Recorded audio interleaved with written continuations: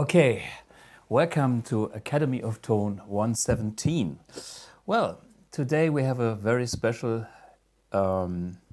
episode about the good old Fender Tweed amps. In this case, it's my 1957 Tweed Deluxe. Some people call it the narrow panel, I think. 5E3. I'm lucky. This is kind of the most sought after Tweed Deluxe there is, and when I bought it, it wasn't expensive. It was still, a bit more than regular amps, but still affordable. These days, these amps, I was just checking on Reverb. I could see the prices. Unbelievable, 10,000 euros or dollars. Yeah, let's see. This is, what is it, 12,300? Unbelievable. And another one was like 10 or something. And if you can see the graph with the prices, how they went up, starting by 5, like 3 years ago or 2 years ago, and going up to 10. Unbelievable. There's a magic about the amps, but I believe this price madness is bullshit. And by the way, the intro wasn't even played on that amp. I was using my amp 1. Let me show you. So this was here what I was using to emulate that sound. And this doesn't cost 10,000 euros. Here's the echo.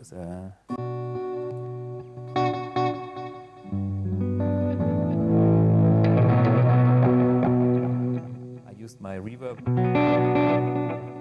This is the 5.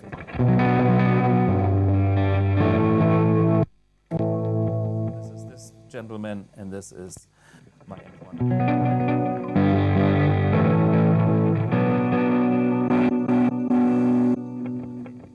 M1. Of course, I'm not exactly the same like this 5E3 from 1957, but I came across my good old Tweed amp the other day when I was working on the new amp, the AMPX, and I just rediscovered this amp, and I thought, man, this amp is so dirty. It has such unusual characters in a way. Well, the piece of music I was improvising, not note to notes, just a freestyle. Was Neil Young, a movie score that he has done for a Jim Jarmusch movie called Dead Man, which came out in the mid-90s. Black and white movie with Johnny Depp as the main actor.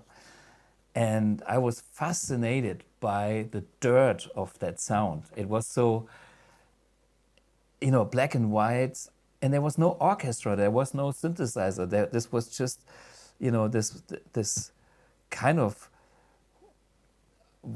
sad movie, very emotional, very intense, and this puristic tone of that kind of fucked up Tweed sound. It wasn't polite at all, but this was rough, and it had a character. It really touched me. I was watching the movie in the cinema, big thing, and I believe I even bought the soundtrack.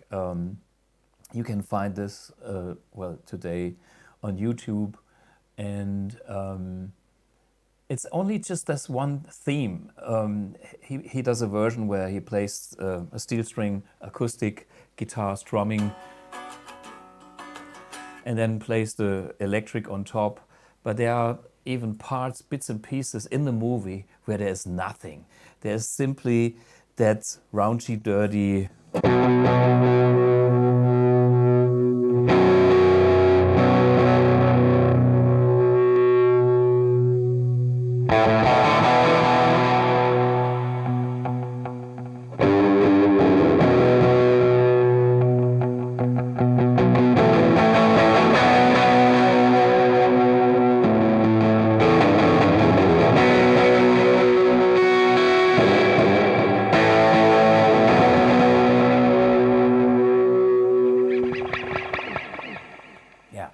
all the kind of noises you can make are part of that big, huge tone. When you sit in the cinema watching that movie and there's only one electric guitar playing sometimes, sounding as huge as an orchestra, it really touched me. It's something. I'm pretty sure Neil Young used an original Echoplex or something like this. I'm just using my Replex here, which is the Tube Echoplex kind of simulation or copy that I did with Hughes and Kettner, which I like a lot. And then I tried to emulate that sound with the AMP1. Let me explain what I've done there, and then I go into the details of the 5E3. To get this nasty, dirty sound, I was using power amp saturation. And how to get power amp saturation? Well, look at my master. Master is on 10. Of course, this would kind of be a 100-watt amp on 10. This could even fry my speakers and whatnot. So I used the power soak, which is over here, maybe you can see. And this is now like on 3 o'clock to scale the power down. I can show you what happens. See, this is like 2 watts, nothing being heard, and then 10 watts. This is like 20 watts. And the original 5E3 uses 2 6V6 tubes, and that's about whatever, I don't know, maybe 20 watts. Yeah, so one part was cranking the power amp, and then when you look at the tone control, what I've done is I put the bass all the way up, since my AMP1 doesn't have exactly the same bass like the Tweed amps. That's the big difference. This amp has or is voiced for the use with 4x12 cabinets or closed-back cabinets, having a nice clean tone, but the low cut or the low end on the AMP1 is a little bit less than on those vintage amps because they're kind of flat response. There's like nothing. There's kind of, I don't know, 30 hertz or whatever. The roll-off is very low. Not like later amps like a Vox AC30 at 700 and stuff. So therefore I put the bass all the way up, and I'm still not 100% where this amp is by nature. Yeah, and then I used the clean channel. Actually, I played a song without a boost and put that on 10, and my tone control here is all the way up. So, okay, these are the settings, all the way up on the clean here, all the way up on the clean volume, all the way up on the master, all the way up on the bass, and mid and treble is kind of in the middle. That's it. That's that dirty tone. Okay. But the 5A3 is more than that. And we will have a very special guest, Pipper, who is an expert on vintage amps, and particularly the 5E3 is an amp that he knows very well. So we will talk with Udo in a few minutes in more detail here. But let me show you the original.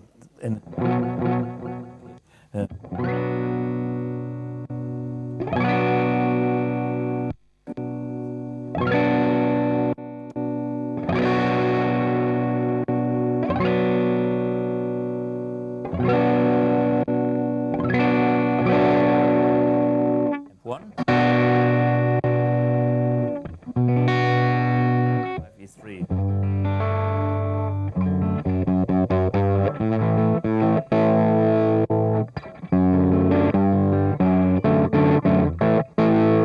And 1. 5E3.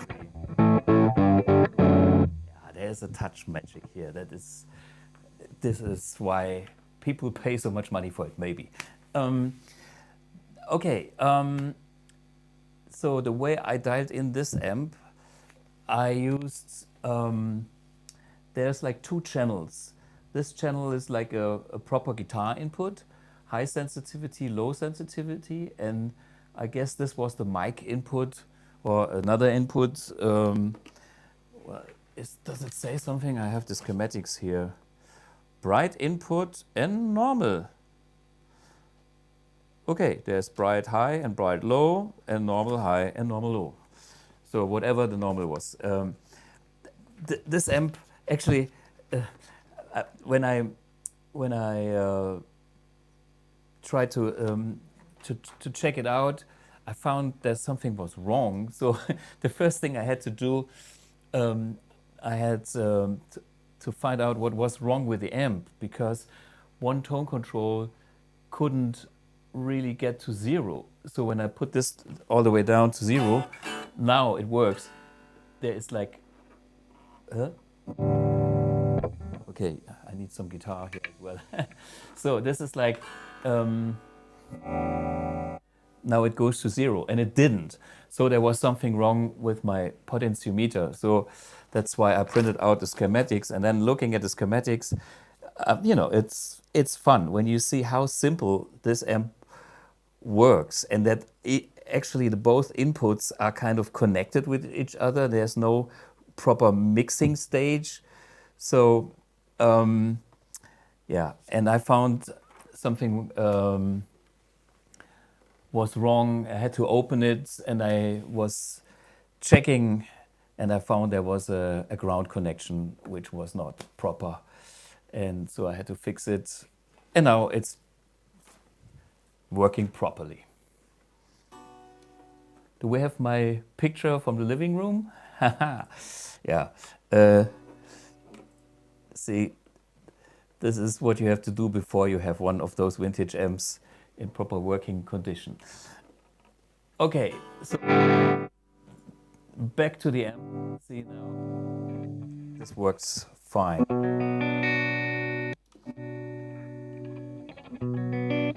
And there's no current feedback, so this amp is kind of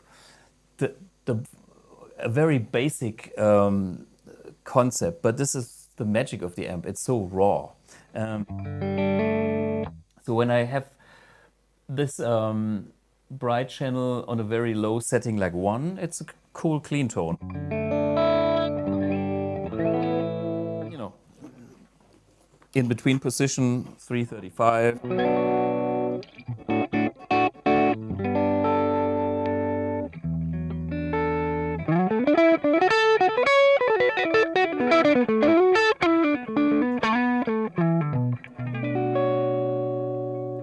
Just beautiful, cleanish. We will get another clean sound in a minute, but I show you when I crank this volume a bit more, there's a lot of gain coming from this amp.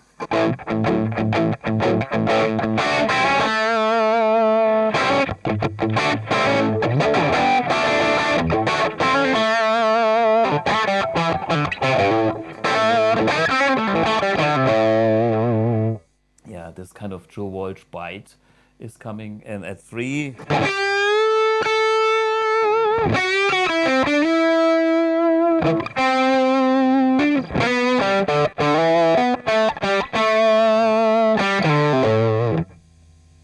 and let's go all the way. Well, there's no more gain, there's just well, no more volume, there's just gain, because it's saturated all the way, and this is what you get.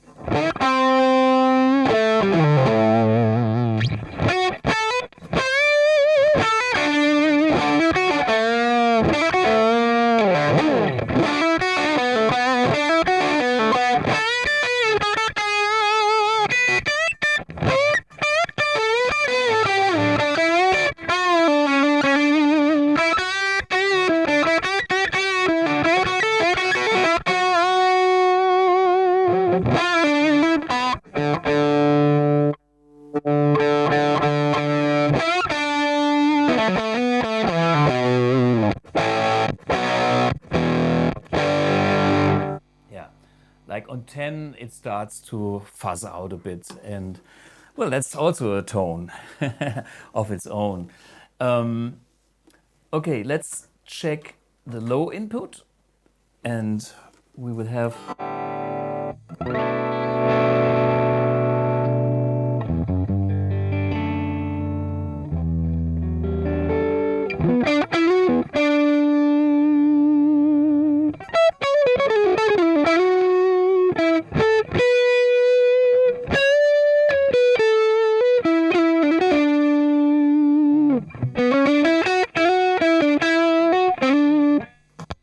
versus the high.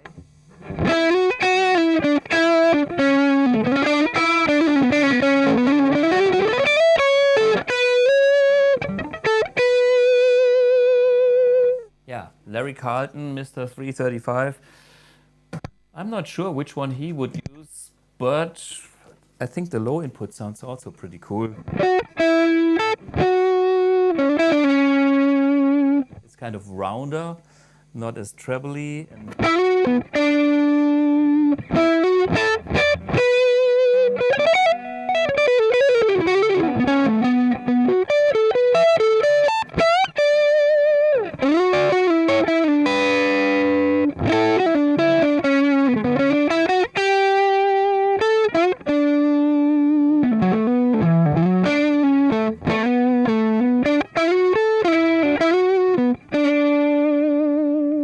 Medium gain, I give it a bit more.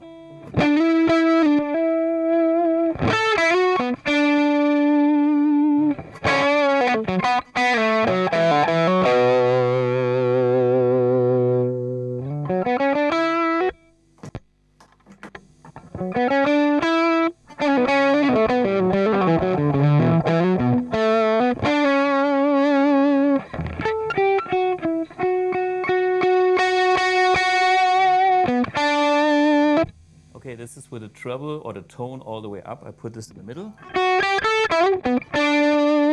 Yeah, it's a bit more controlled and not too bright.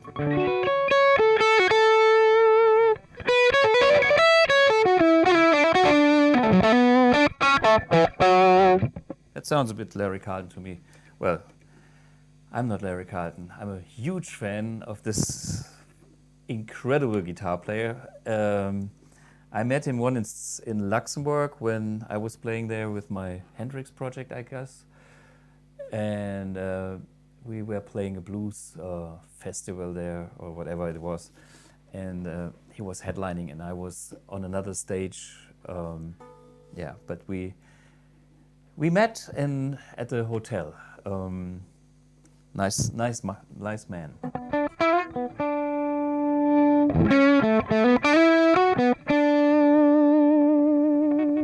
See, there's tons of sustain. There's this nice in-between clean and overdrive, so I can play soft and it's all still clean. And then I can dig in harder.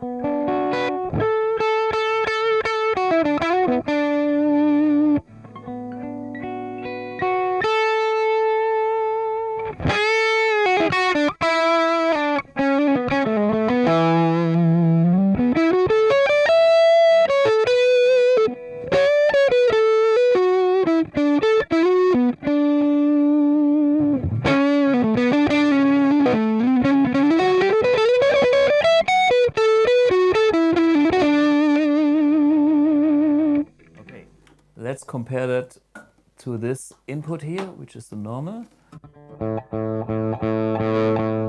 This is a lot less gain. Mid all the way up on the guitar.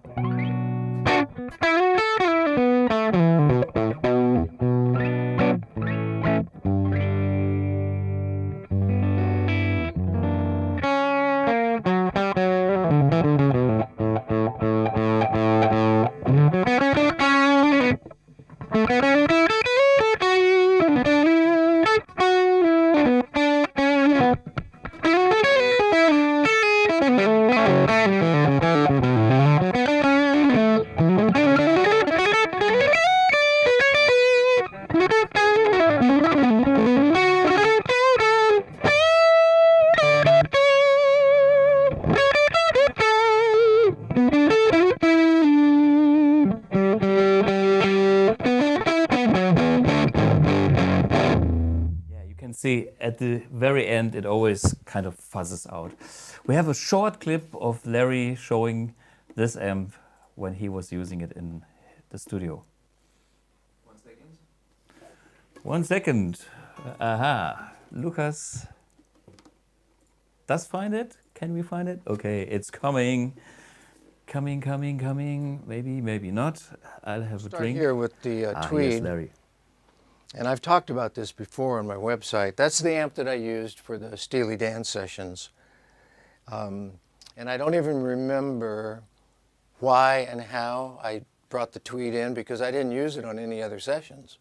Only the Royal Scam, Asia, and Donald's Nightfly album. Wow. So yeah, I got that with my 335 on the back pickup was the Kid Charlemagne and Don't Take Me Alive. And no effects. You just went straight in. How loud? Because it's, I mean, did you have it like cranked all the way open during that, or? Well, I don't remember the exact setting, but obviously you play and you just keep moving it until it's starting to bark. Yeah. But not sounding too trashy. Yeah. Yeah, but it was just luck, man. I don't know how I ended up taking that one for the solos. Yeah, that's great. So you just plugged your 335 into this. Yes. And recorded all those legendary. Yeah. Yeah, this was a little clip from Premier Guitar. I hope they don't mind. I know the guys. If you have a problem, talk to me. Okay, let me show you a little bit of the interaction of what's happening with the two volume controls and the tone. So I'm back on the, high channel or the bright channel, and this is what we get here. And the funny thing is now, when I crank the first channel without even being plugged in, I reduce the volume. It's like, listen to this. And there is another great clean tone.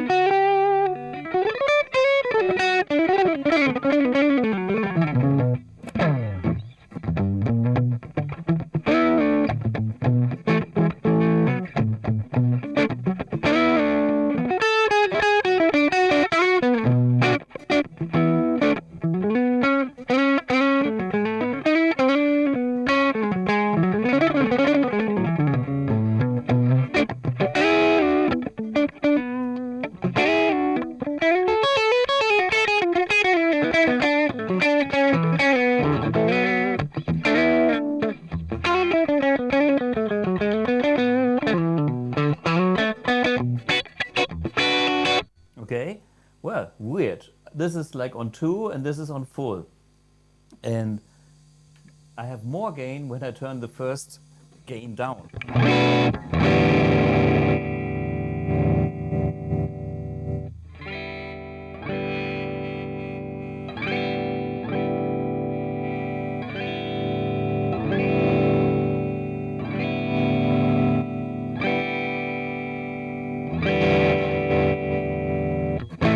Yeah, so you have a lot of options on the tone palette here without having separate channels really or tone controls. It's what happens with these kind of weird inputs. And that's the thing about the good old amps.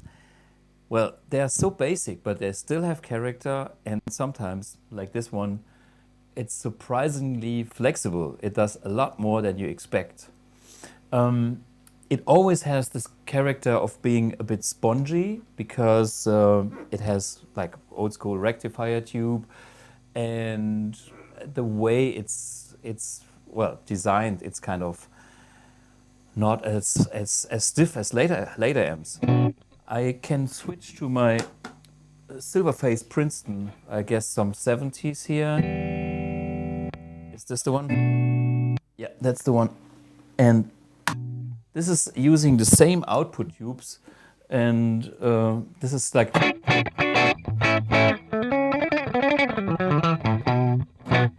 you know, current feedback, way tighter, no low fluffiness. This is like on full now, 10. But this is about being tight and controlled in a way.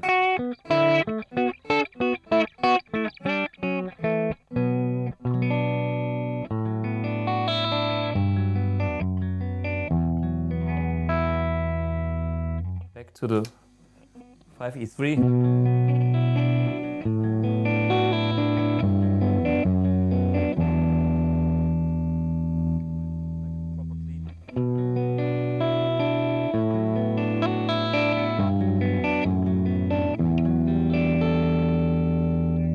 And now back to the Princeton.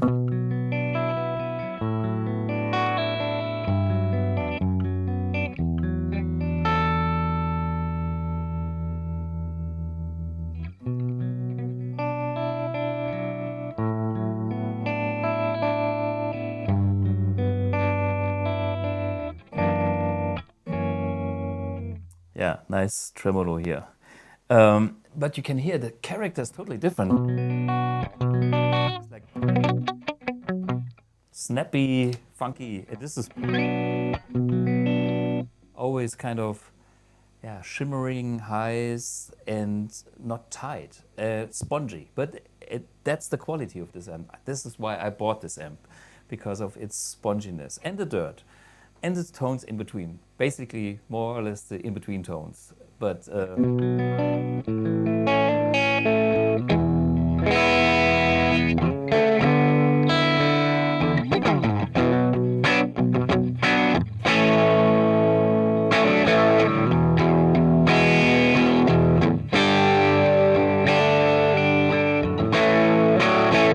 yeah, Keith Richards.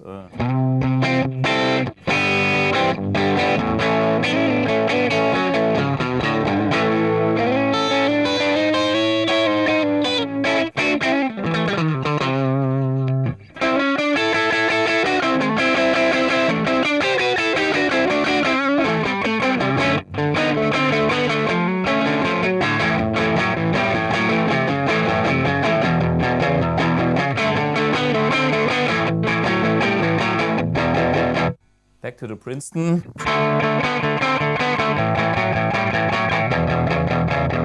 There's no rock and roll with the Princeton. It's all funky.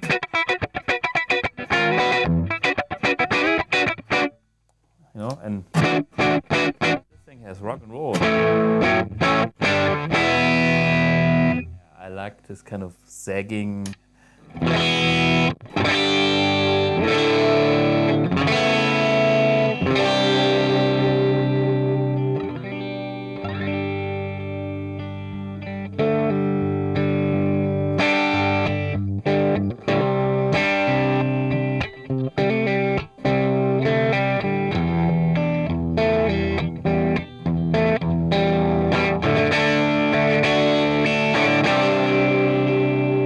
Let me put some echo on top of that.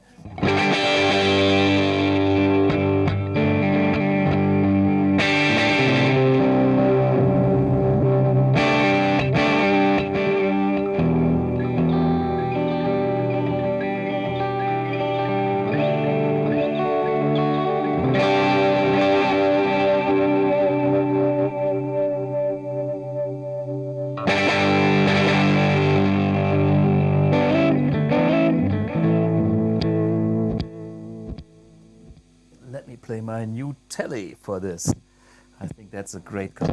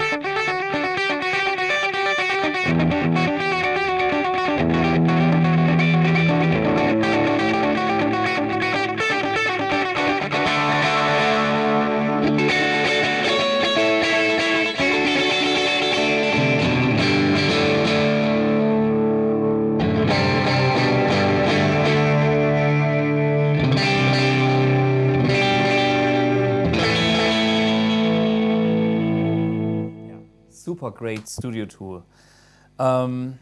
Just for fun, one more time back to my amp 1 here.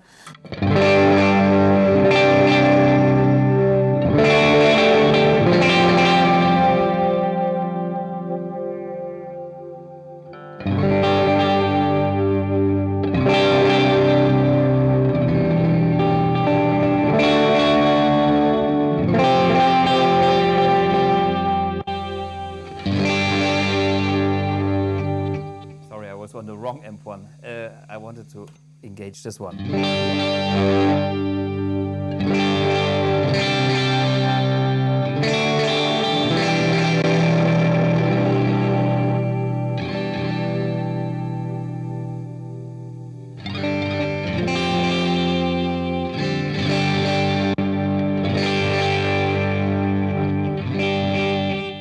Fender, and that's the M1. M1 is way too bright. Let's get rid of it. Again,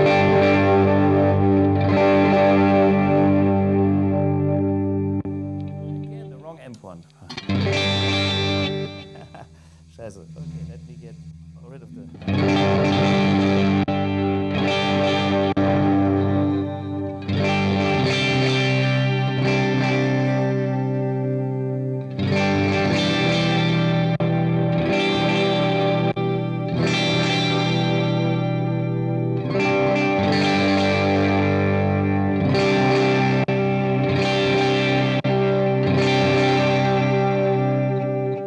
somewhere in this corner. Anyway, but maybe you get the message why I bought this beauty, I think 20 years ago. I used it in the studio because it's got character. It's a nice, neat amp. We do have a few questions. Let me get to the questions before we go to the interviews with Udo Pipper and later on with Chris Kramer. Chris Kramer is a harp player that also uses M1, and he teaches me how to play the blues harp. This is gonna be funny. I'm seeing a few comments here. Johnny Depp is a great actor and an awesome guitarist. Well, he's currently on tour with Jeff Beck, and Annika Nils is playing with Jeff Beck, and I'm playing with her at the Guitar Summit. So this is, the whole world is reconnected somehow.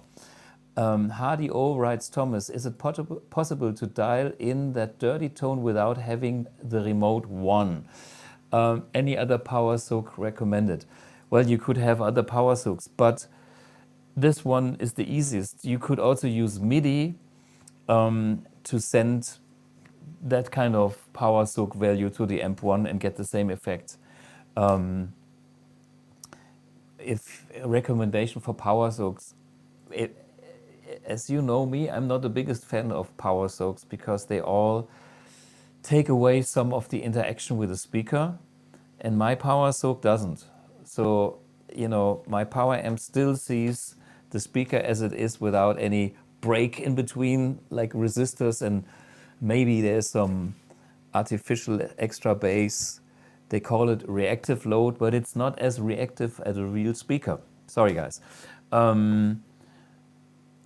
Give it a try. There's many ways that get you there. Okay, what else do we have here? Thomas, how do you compare both amps through the Fender speaker or through Blue Box?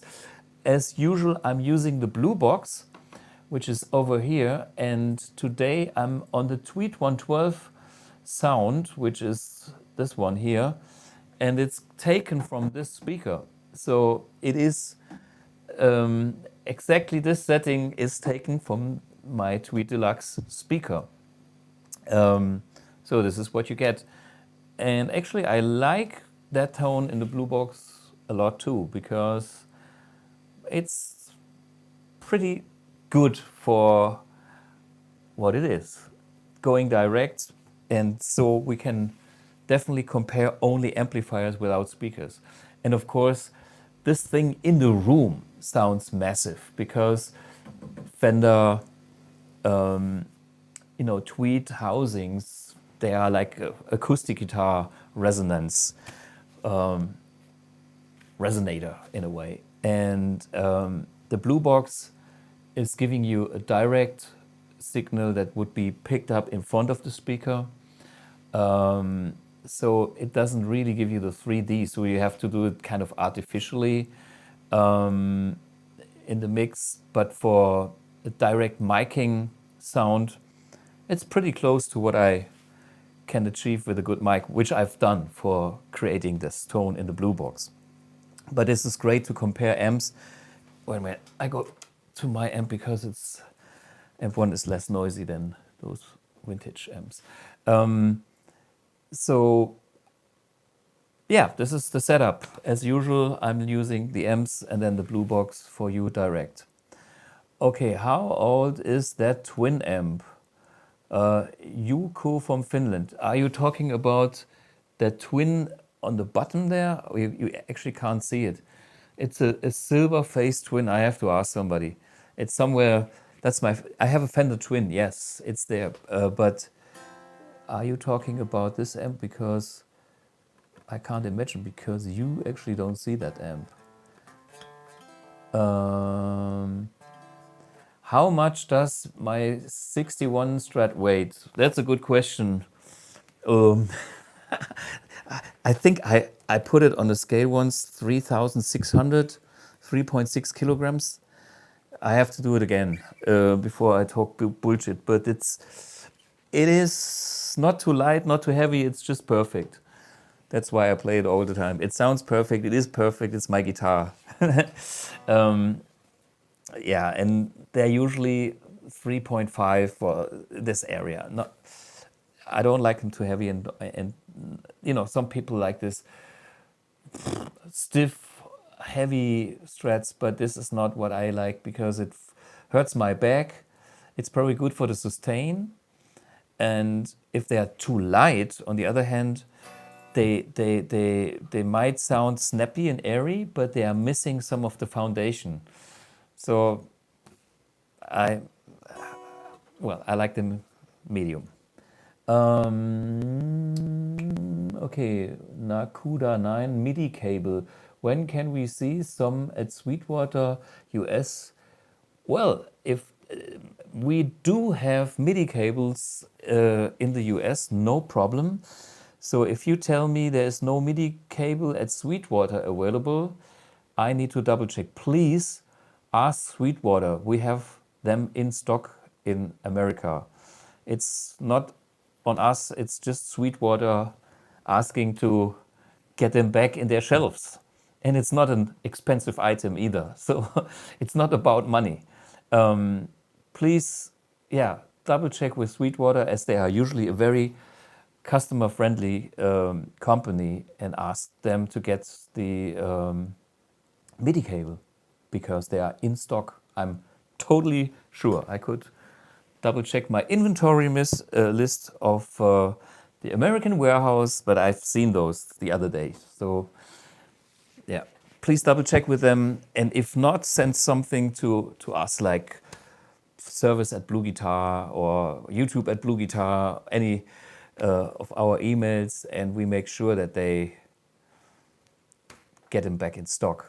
John Bollinger makes great videos. Yes, I agree. That's the guy from Nashville that was interviewing Larry Carlton. How does the single coil guitar sound with a Tweed? Well, I just did it with my Tele. And it sounds killer. Oh wait, this was the M1. Here's the Tweed. Yeah. Bypass. Of course, I would reduce a little bit of that treble.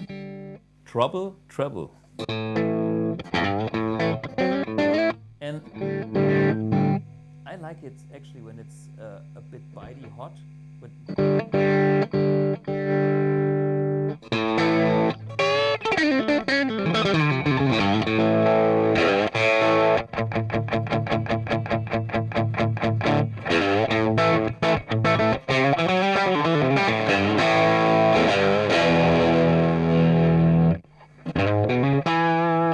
okay, that's very snappy and more clean.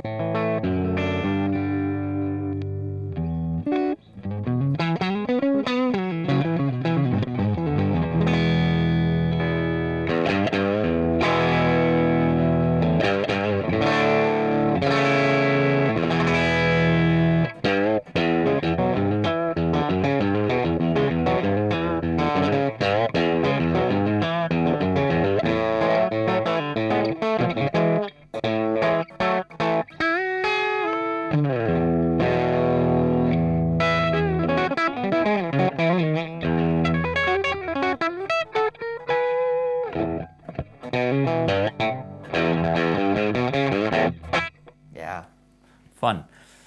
Twang, but with the kind of compression of that amp, I have fun playing it, you know.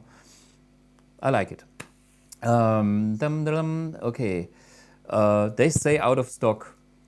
Are you sure you're talking about Sweetwater or are we talking about Canada? What's Long and McQuaid? You know what? Let me check both companies tomorrow and I make sure they will get it in stock. I just checked the website here and it says it's in stock. Sweetwater, 6 months? Nee, sorry, this is financing.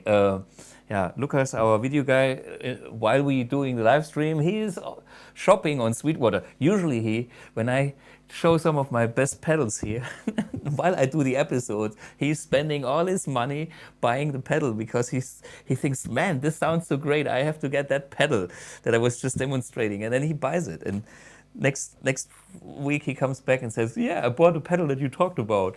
Yeah. Yeah, and now it is in stock. So sorry guys, Sweetwater on website, double checked, it's in stock. And Andreas S, Andreas S, what is the essential difference between your Klopman Blug 1? Let's have the amp. What is the essential difference between your Klopman Blug 1 and Blug 2 set? What you recommend for what occasions? Okay. This is a question about my Stratocaster pickup set, which are basically all inspired about my wheel Fender vintage pickups of the 61 Strat. So the Blug Set 1, I would say it's a touch more aggressive, and therefore I would say it's great for guitars that are a little slow or muffly or that need an extra push to get them alive. So they have a tendency to be nice in your face, but not cold. I'm not saying cold, but it's like these pickups have something, they have a great grip and stuff. Great pickups. The Set 2 is a little bit milder, and the thing is, when I recommend the Set 2, I've never had any complaints. Everybody was totally happy with the Set 2. It seems that this pickup set works in any guitar. You know, wood is different, hardware is different. You know, you have a guitar, I don't know what kind of guitar you have. And if you have my Blug Set 2 from Klopman, put it in any guitar and everybody was happy so far. The Set 1 is a little bit more specific. It is a bit more, I wouldn't say aggressive, but it's a little bit more in your face. And if the guitar has a certain weakness, being too thin and not having enough foundation, it can be too much. And of course, we can compensate this with a volume port and have a smaller value and blah, blah, blah. But this is the difference between the two pickup sets. If you want to play the safeguard, get the Set 2. It's fantastic. It's in all my Blue guitars, and it works in any guitar. I can put it in my affordable vintage guitars. I can put it in all the guys I recommended that Set 2, they all were happy. So if you have to take a blind decision, get Set 2. This is my Desert Island sound. Okay, nice. Click on item, it says more on order. Oh, this Nakuda 9 is very specific. We order one. More on order. Reserve use. Okay. Okay, let me check for you. Okay, I got a message. We'll get MIDI cables for you because it's not a big deal. They are in the US. somebody didn't press the order button. Did you actually know all the master builders who work at Fender? What do you think of the work of Dale Wilson, Vincent van Tijt, for example? Actually, I personally don't know. The only guy that I know is Michael Frank Braun, or Michael Frank Brown, who worked on the Eric Johnson guitar, because he was the guy that recommended me this particular 61 Strat when I was 17 and when he was still living in Germany. And he is working at the Fender Custom Shop since, I don't know, 30 years maybe. Even he emigrated to the US. I don't know the other master builders, sorry. I'm sure they are very knowledgeable people, because if you are a master builder, you should have the knowledge, the passion, and what it takes. Yeah, I can't say much more. Next question by Gergely Boros. Wow. How do BluGuitar deal with today's energy and logistic problems? Actually, pretty cool. Energy, it's quite simple. This amp1 is the most efficient 100-watt amp there is, because it's using modern components without much heat, and the power consumption is actually depending on the volume, just depending on the volume, since the final stage, which is a very special designed Class D stage. Class D means, not digital, Class D means that the power consumption is depending on how loud you play. The louder you play, the more power it consumes. For instance, if you have a Class R amplifier, it always kind of has the full power consumption all the time, even if you play at bedroom volume. So who is playing this amp on 10? Actually, nearly nobody. So therefore, these are very power efficient. And logistic problems, yes, that's a good point. We are spending a lot of time to get components for our future productions already now. I mean, I'm living in the future in the way of we will build another batch of amps that particular month, and we have to order components that they are called long lead time components a year in advance, 2 years in advance, and sometimes we have to spot buy them and see that we get enough to make a production run. So it's a tough game, but good news is for the new AMPX, we bought all the components way ahead, even a year ahead. And if we have to dump or scrap some of the components, we will pay the money, but we are ready for production. And I mean, this is today another factor of investment that you guys actually will get products when I am completely finished. So to sum it up, we live in the future and we work now that you get the stuff. It's not old school where you can go online and buy stuff and tomorrow it's there. These days it's way more complex because other companies want the same chips and stuff like that. Anyway, how important are values of the pots? Is this, well, in guitars, yes. For instance, the volume control on the guitar, smaller values will dampening the peak of the pickup.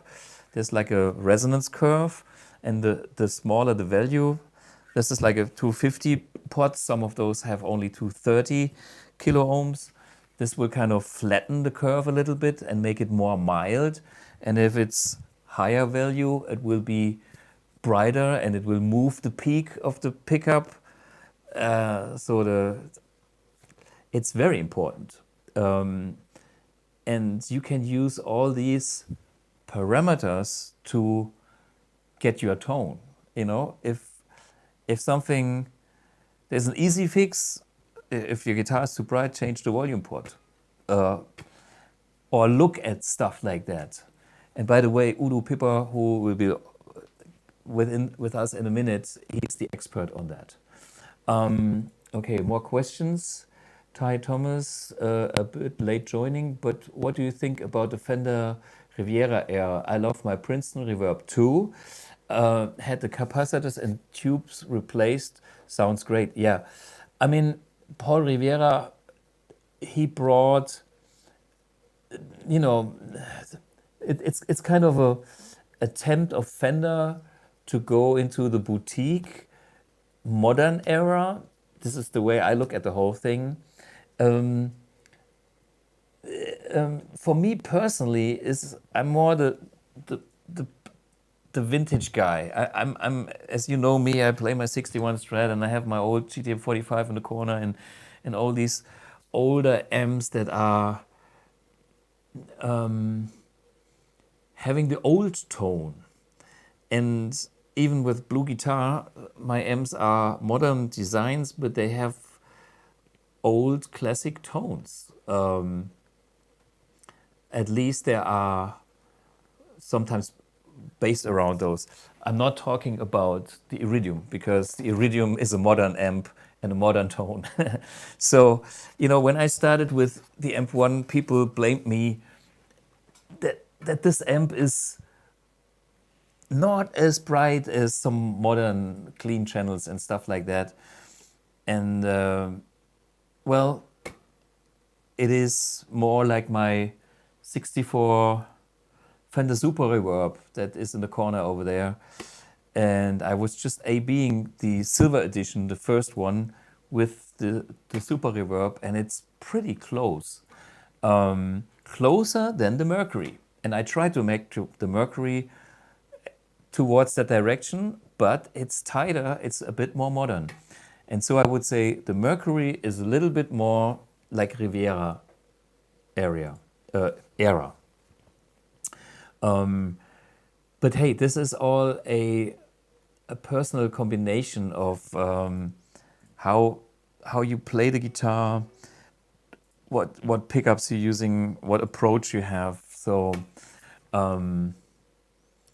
yeah, cool. Thanks for answering. Will try it in my Schindehütte Strat.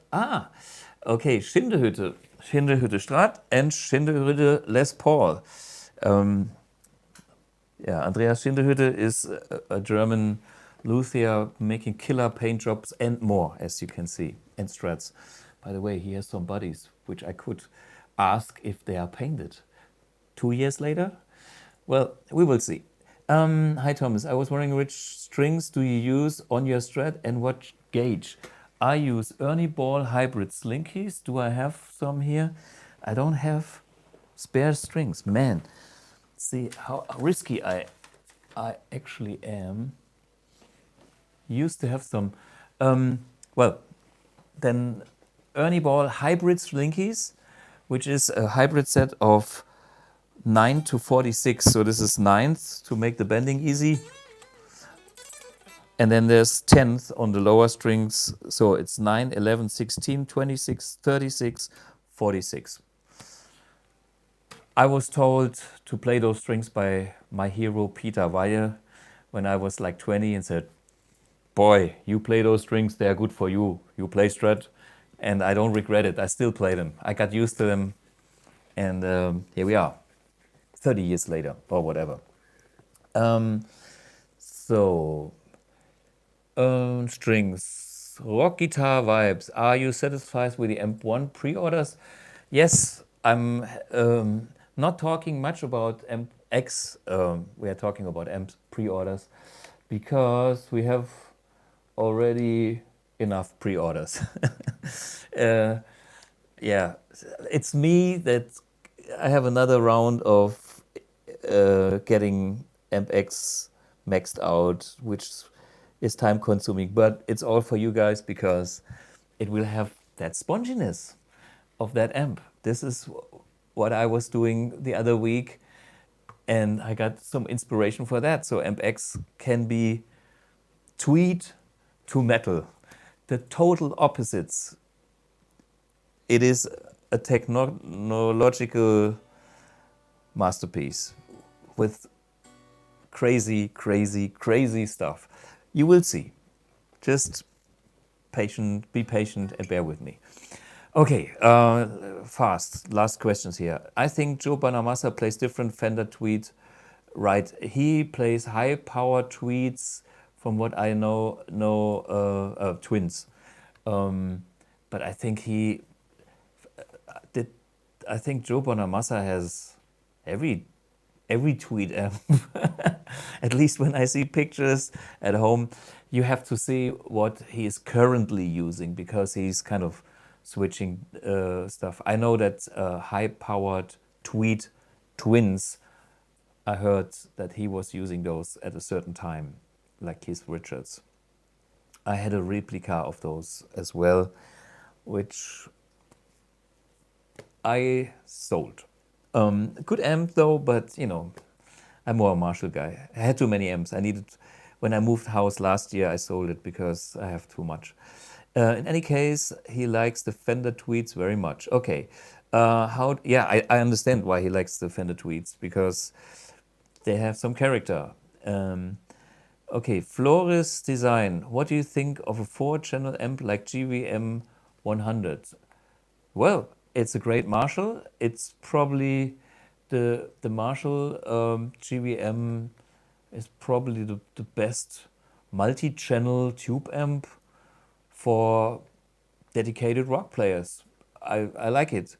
But on the other hand, watch me doing the AB with my Amp 1. I think we can get all the sounds from this one. Maybe not all of them, but most of them. And you will not miss much.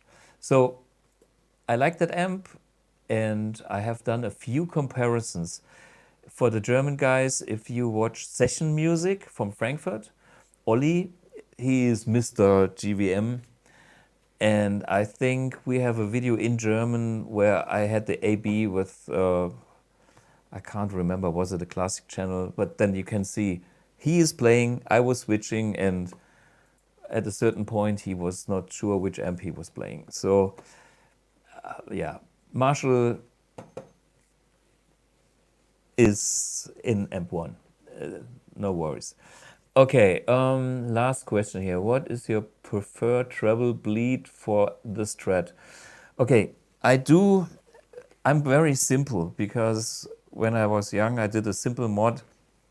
I have like in between 180 picofarads only to 250 without a resistor. I know that some people go, it's way too bright, but this is what I've done when I was a teenager.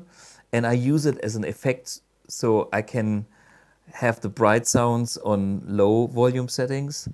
And that's what I do. If you watch my videos, you can see I get the clean tone on my dirty sound, and I have a real almost high gain sound on 10.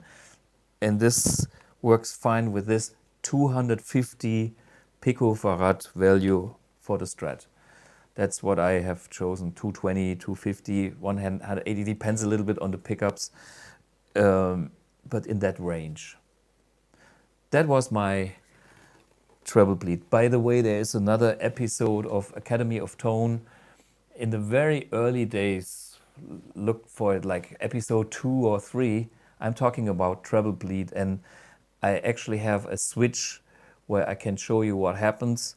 And I have a switch also for master tone and the regular, so we can have the same guitar and we can switch from like the standard wiring to the master tone wiring, and how does it affect it. Even when it's all the way up, it does something to the guitars.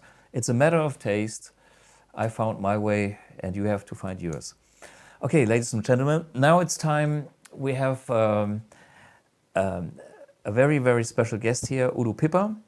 And Udo, to me, is a tone connoisseur, expert. And yeah, just watch that interview. It's killer, because this man knows what he's talking about.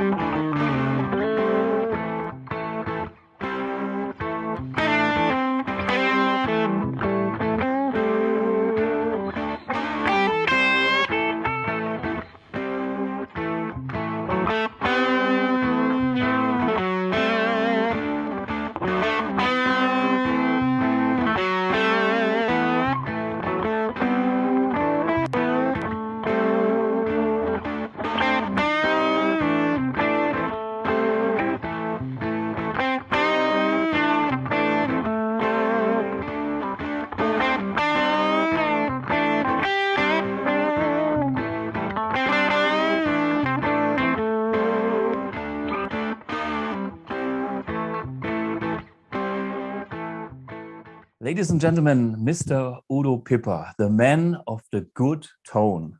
I remember that we both did a seminar once, I don't know when it was, but we spent at least a day or maybe even two on a weekend. And Udo is one of the guys with the big ears.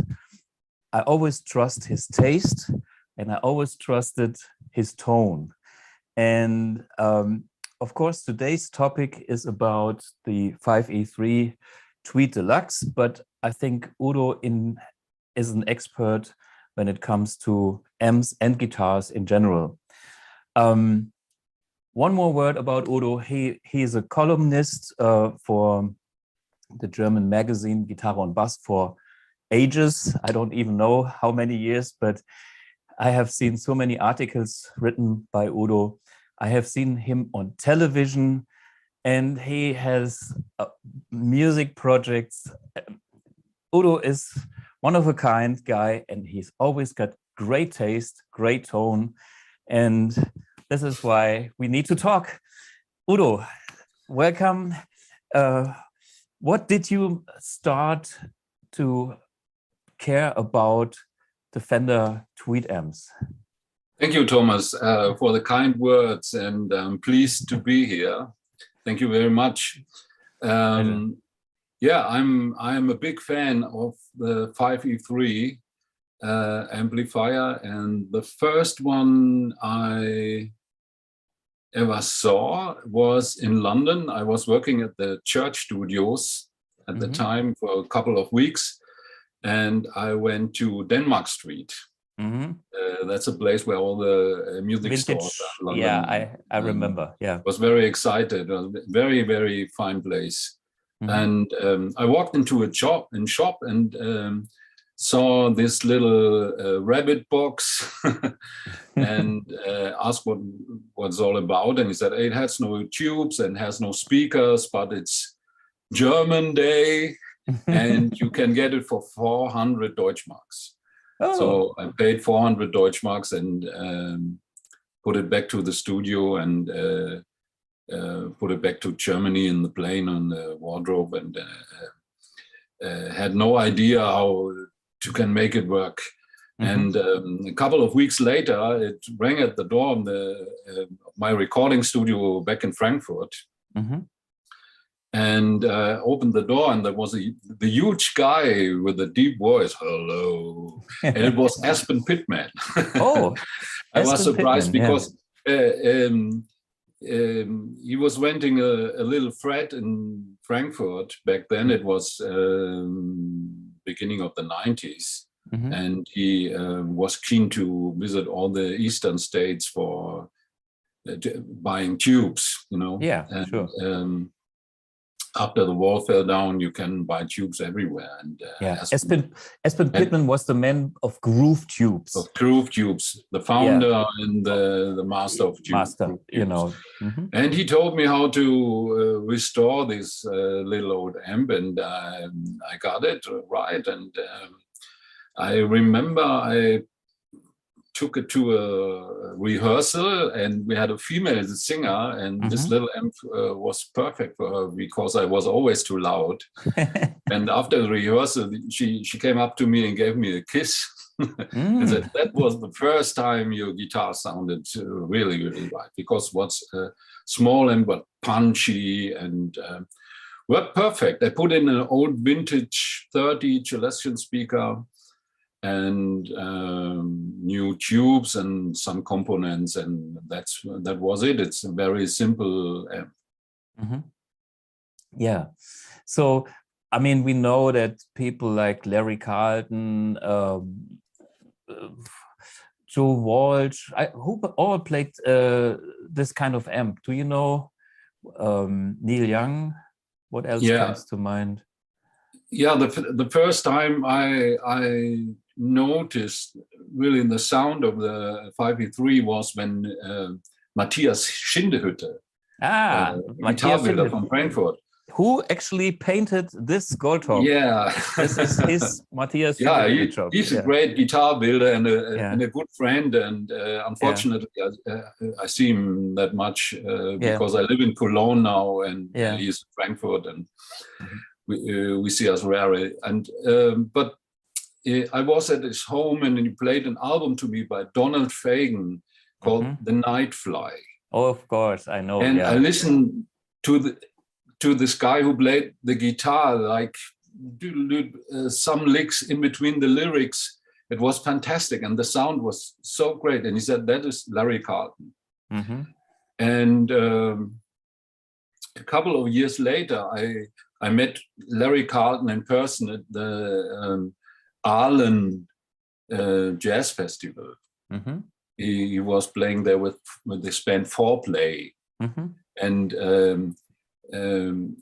we were a little bit early. I was there with a friend, and we were early and went to the restaurant to have a lunch or something like that. And suddenly the band came in and took place on the desk right beside us. Yeah. And after they finished the meal, Larry Carlton wanted to smoke. Yeah. And he was surrounded by non-smokers and saw that we had cigarettes on the table. And so he came over and asked for a cigarette. and he sat down at our table. I was lucky. And suddenly I had Larry Carlton in person in front of me on the table, smoking. Yeah, sure. He was very friendly, very nice guy. And I asked him what he used to play Night Fly. And it was his 335, of course, and a little Tweed Deluxe. And he told me that he went to the studio. The studio was in New York, not in LA. And Donald Fagen was in New York. And he had to bring over his amp and his guitar and played along the whole album. The album was finished, and only the guitar was missing. And Donald Fagen called him and said, I need some Larry Carlton licks. And he played along, and this in such a tasty, fantastic manner that it blew me away. Yeah. And I asked him which pedal he was using. So there's no pedal. No. Just the amp on 2 or 3, sweet spot, you know. And I was playing along, and so I noticed that I was playing the right amp. By the way, I played those amps since the London days, 1992. Yeah. 30 years now. Wow. I mean, I know that you have also GTM 45s. No, where's my GTM 45? Yeah, it's over there. I have one sitting in the corner. Anyway, so you are a big fan of vintage amps, like the classics, GTM 45, Fender Tweeds, and maybe other Fenders. And you are famous to heal amps that are not in good shape, or even like to mod amps that are not in perfect condition for whatever reason, because they had some mods or they're not working properly. Is there things that you found that is critical or which is important to make those amps sound best? Is there? First of all, I began playing guitar in 1973, and nobody has a overdrive pedal then. And we tried to get the sounds of our heroes just by cranking up the amps. Louder. You know that if you crank up an amp, you crank up the treble and the bass, but not the mids, but you need the mids. And I was always disappointed because I couldn't get the Clapton Crossroads sound from Winterland 68, you know. And there was no way to crank up the amps and sound like my heroes, like Santana or those days, the Allman Brothers. And I didn't know nothing about their tone and how they get them. And when I started to work on amps, I noticed very quickly that there is no need for modifying a classic amp. It's a proper setup, what you need, and the proper tubes and the right capacitors and so on. And there's a common thing between the 5E3 and the JDM 45, which I'm a huge fan of. And you know that, and I had some years where I only used a JDM 45, but it was too loud, and it ended up by using an overdrive pedal and playing the amp on volume 3 or something like that. The JDM 45 is a copy of a Fender Bassman, Tweed Bassman, and it's a very, very huge cathode capacitor in the first stage. It has 220 or 250 microfarads. And so this circuit has a lot of bass. And if I saw how Eric Clapton or Jimi Hendrix dialed in the tone circuit of the amps, the bass was nearly down. It was nearly to 0, and the mids up and treble up and presence. By the way, they mostly used with single coils guitars the normal channel, not the bright. It's fatter and so on. And so when my JDM 45 gets too loud, I got problems with my ears, because the other guitarist in the band has a JDM as well, and two Marshalls, it was too much. And I started to play this little 5E3 again. And this started with a customer who phoned me a couple of years ago and said, why don't you write about famous amps? And I said, well, famous amps might be a great idea. Which amp should I start with? And he said, Neil Young. Start with Neil Young, with Neil Young's famous Tweed Deluxe. I said, a brilliant idea. I do that, and I hang up and ask myself, how can I get any information about Neil Young's amp? And I couldn't find good information on the internet, and so I decided to write an email to his guitar tech, Larry Craig, and Larry Craig is famous as well. He's playing at Crazy Horse, I think the lap steel or pedal steel or something, and he's a great guitar player, and he worked for Santana and guys like this. And I never expected to get an answer. And after 2 weeks, I got a mail from Larry Craig, and he told me in every detail how he modded Neil Young's amp. Neil Young's amp is modded. It has a Tweed Pro output transformer, and which gave this amp approximately 25 watts.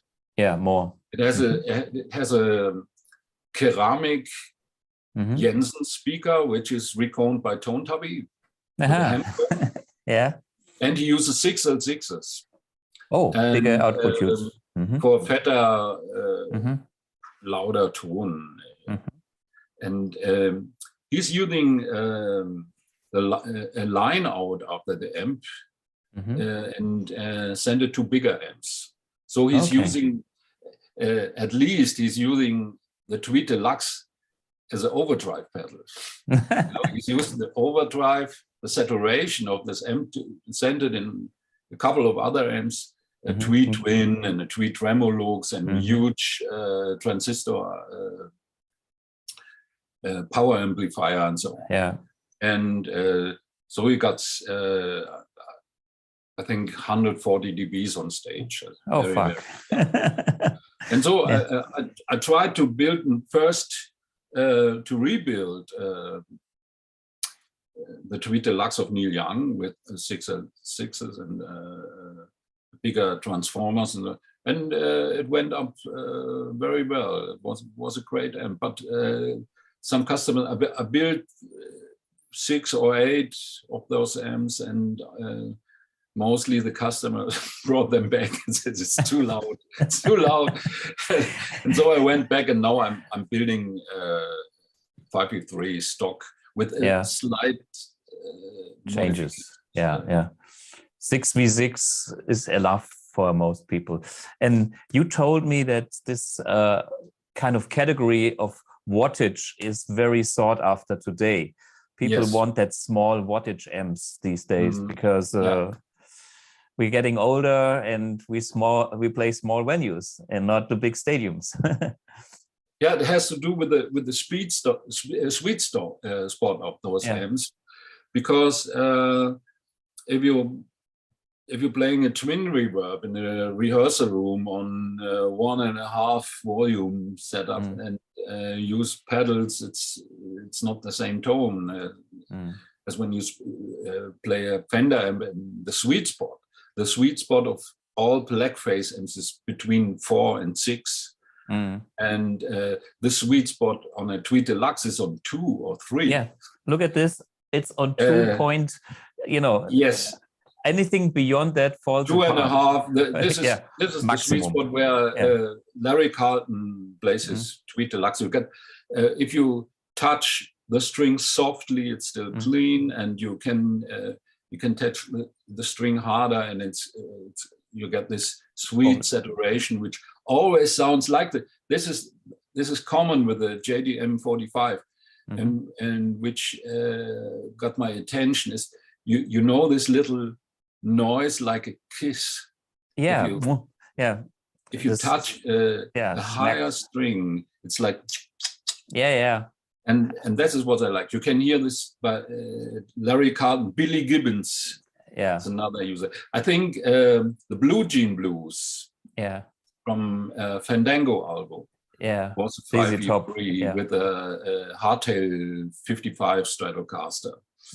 What a nice tone. And Tush, for example, the double-tracked 5V3 guitar. And LaGrange, for example. And all the stuff from Mike Campbell, the Tom Petty and the Heartbreakers. And even the guitar solo, the famous tune Hotel California, Don Felder played his 5V3 with a Les Paul, all cranked up.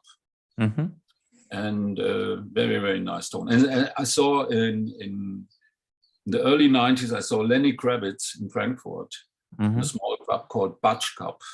Yeah, I know the Butch Cup. He was playing Epiphone Sorrento with the Tweed Deluxe and a fuzz face or something. Nice. So when you do, can you tell us a little bit about the components like capacitors? Yes. What do you think is important? I mean, you talked about tubes, to have the right tubes. Sometimes I'm not sure, like for my GTM 45, I had to go for General Electric's clear bottles to be happy. The new replicas didn't make me happy. I don't know, what is your experience? Yeah, it would be great to have a receipt for those amps, but I restored about 30 of them in the last couple of years, and you get ones which sound really, really crappy. They work well, but sound really, really crappy, like a box of shit. And the next one is magical. It has the same components, the same speaker, the same tubes, and it blows you away. And the last amp was crappy, and I asked, why is that? Because if I build an amp from scratch, I got it right every time nowadays. It doesn't hum, it doesn't hiss, it works. When it's finished, it's worse. But one amp sounds great and the other amp sounds okay. And I swear I use the same components, but it's the big difference.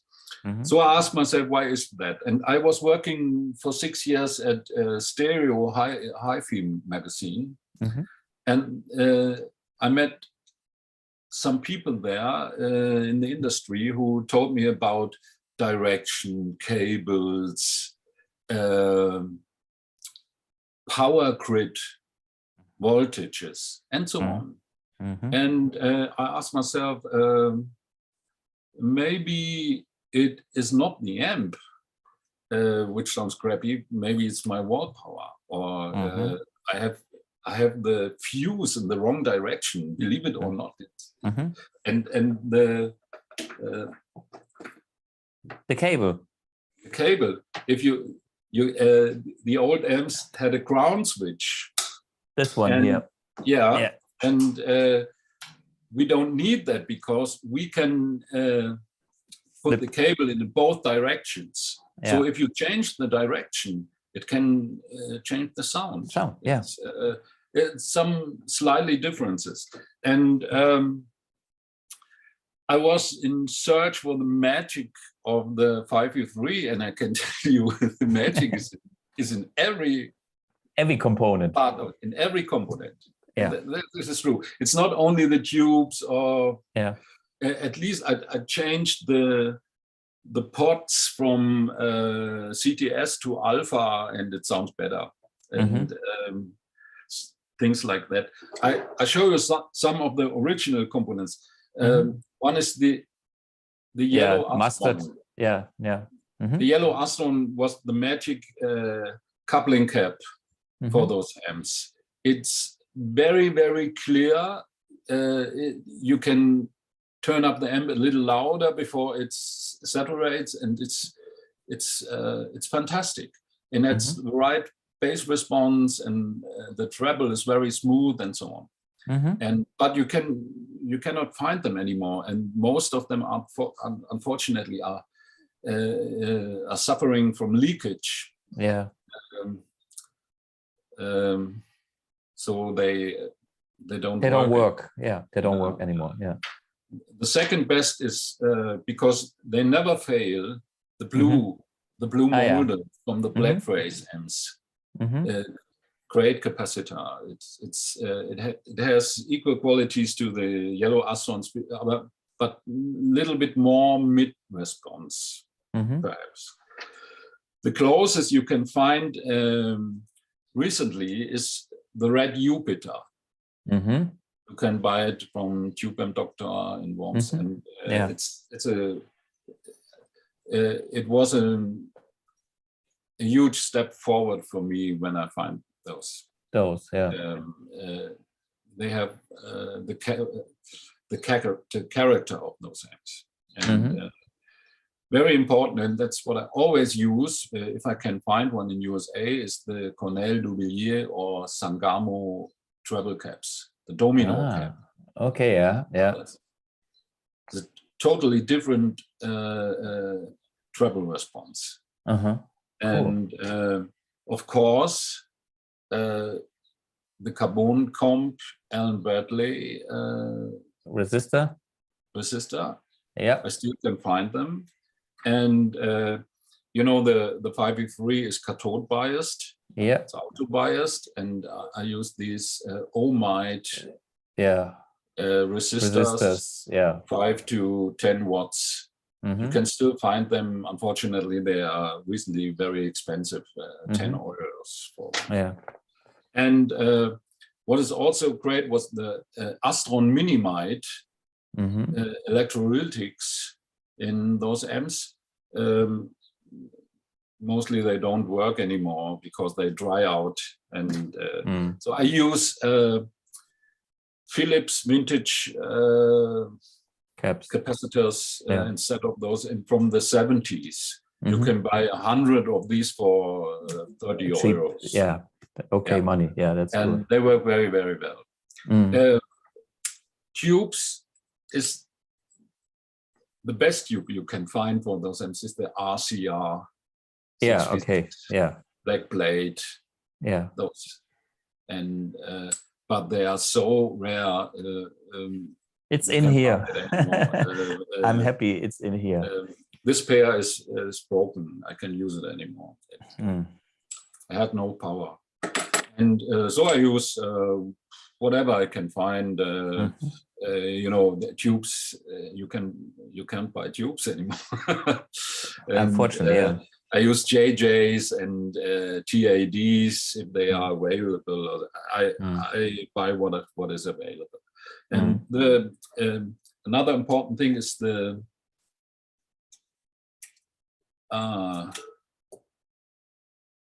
this tube rectifier tube, 5Y3, and there are no new ones in production, so all you can buy is the old ones, but we have lots of them, and they are quite cheap, and it's another secret to the sound, because this is what those amps make so spongy. The voltage drop. So if the rectifier is working properly, then the sponginess. Worn out rectifier, a lot of, and too stiff if the rectifier is too efficient. Yeah, and there's even a sweet spot, and when it is too much, or when it's too much, the amp is compressing and no dynamics. No. The next thing, what is very, very important, that's why I find out, is when I talked to Jeff Beck about that, and we talked about one of his albums from the 70s called Wired. And he said, why is Wired sound different than Blow by Blow, the album before? And he said, it's easy because it was recorded in America. Said, different voltage. Do they have other desks or other microphones? No. That, but everyone knows in America everything sounds different and sounds better. And I asked him, why is that? It could be about the wall power frequencies. 50, 60 hertz. We have 60 hertz. 60 hertz. And we have 50 hertz. 50. And what does it mean? 60 hertz is to the amp, the power transformer, has to flatten the ripple of this 60 hertz or 50 hertz. So 60 hertz has less ripple than 50 hertz. So the power transformer is not working as hard on 60 hertz as on 50 hertz. And that makes probably sense. Different sound. Because it's more mid-focused. If you listen to Allman Brothers live at Fillmore East, they play Marshalls at Fillmore East, 60 hertz. And you never will get, I swear, you will never get those tones in Europe. And when I met J.D. Simo, do you know J.D. Simo, a Nashville guitar player, which plays great. He was playing in Belgium, in a little village in Belgium, and I visited a concert, and he was using this. Power conditioner, voltage with 60 hertz and the correct voltage, frequency and voltage. And you can choose 60 hertz or 200 and 235 volts, or even 220. Guess what Larry Carlton is using? Larry Carlton is using 217 volts in Europe. Because if you, it's strange, if you dial in 270s, the 5V3 sounds absolutely right. And if you go up to 218, 1 volt, it sounds like in Europe. The treble response is harsher, and the bass is flabby again, and things like that. And all we want to have is this sweet, compact saturation. And not spongy and harsh and should not fall apart. You don't have to tune those amps. You have to get the right voltage and play them 60 hertz. And then they work as they should, and they sound good. Yeah, I learned a lot from Udo also on speaker cables. You told me the magic length. You told me the power cords, the Fender power cords are the best speaker cables. Thanks for that so much, because whenever I can find it, I use I have a lot of customers who bring the old jams and it's like that, and they have this tiny little power cord, and they ask me to change it. And when I ask them, those times are over, but everybody is a collector now. They want those cables back. And but a couple of years ago, then I'll put it in the garbage or something. And so I keep those cables, and I noticed that it's exactly the same cable which is used in Fender amps for speaker. I noticed in old Marshall cabinets as well, they used very, very small cables. And I tried it because I read a book from Ken Fisher, the Trainwreck guy. And he said his Vox AC30 sounds best when he used a 10 meters tiny cables, because it makes the sound so compact. It takes off bass and treble response, and left over the mids. And that's what sounds great. I used your method, and I'm I know. Totally convinced. I'm totally convinced. And that's the good thing about what Udo is doing. I mean, he has the big ears, and well, if it sounds right, it is right, whatever it is. Some people don't like, or they argue from a technical point of view, but hey, we are musicians, we have ears, and this is what counts. And whatever. It depends. For me, the 5E3 is the one amp for the island, and I can play everything with it. But for most of the people, it's a one-trick pony. It has this crunch sound, and that's it. And but if you use the interactive volume controls, there's so much more. I have a chassis here. It's you have to know that the coupling caps of those amps are not connected to the input of the volume pots, but to the wiper, which means that at least they are in series.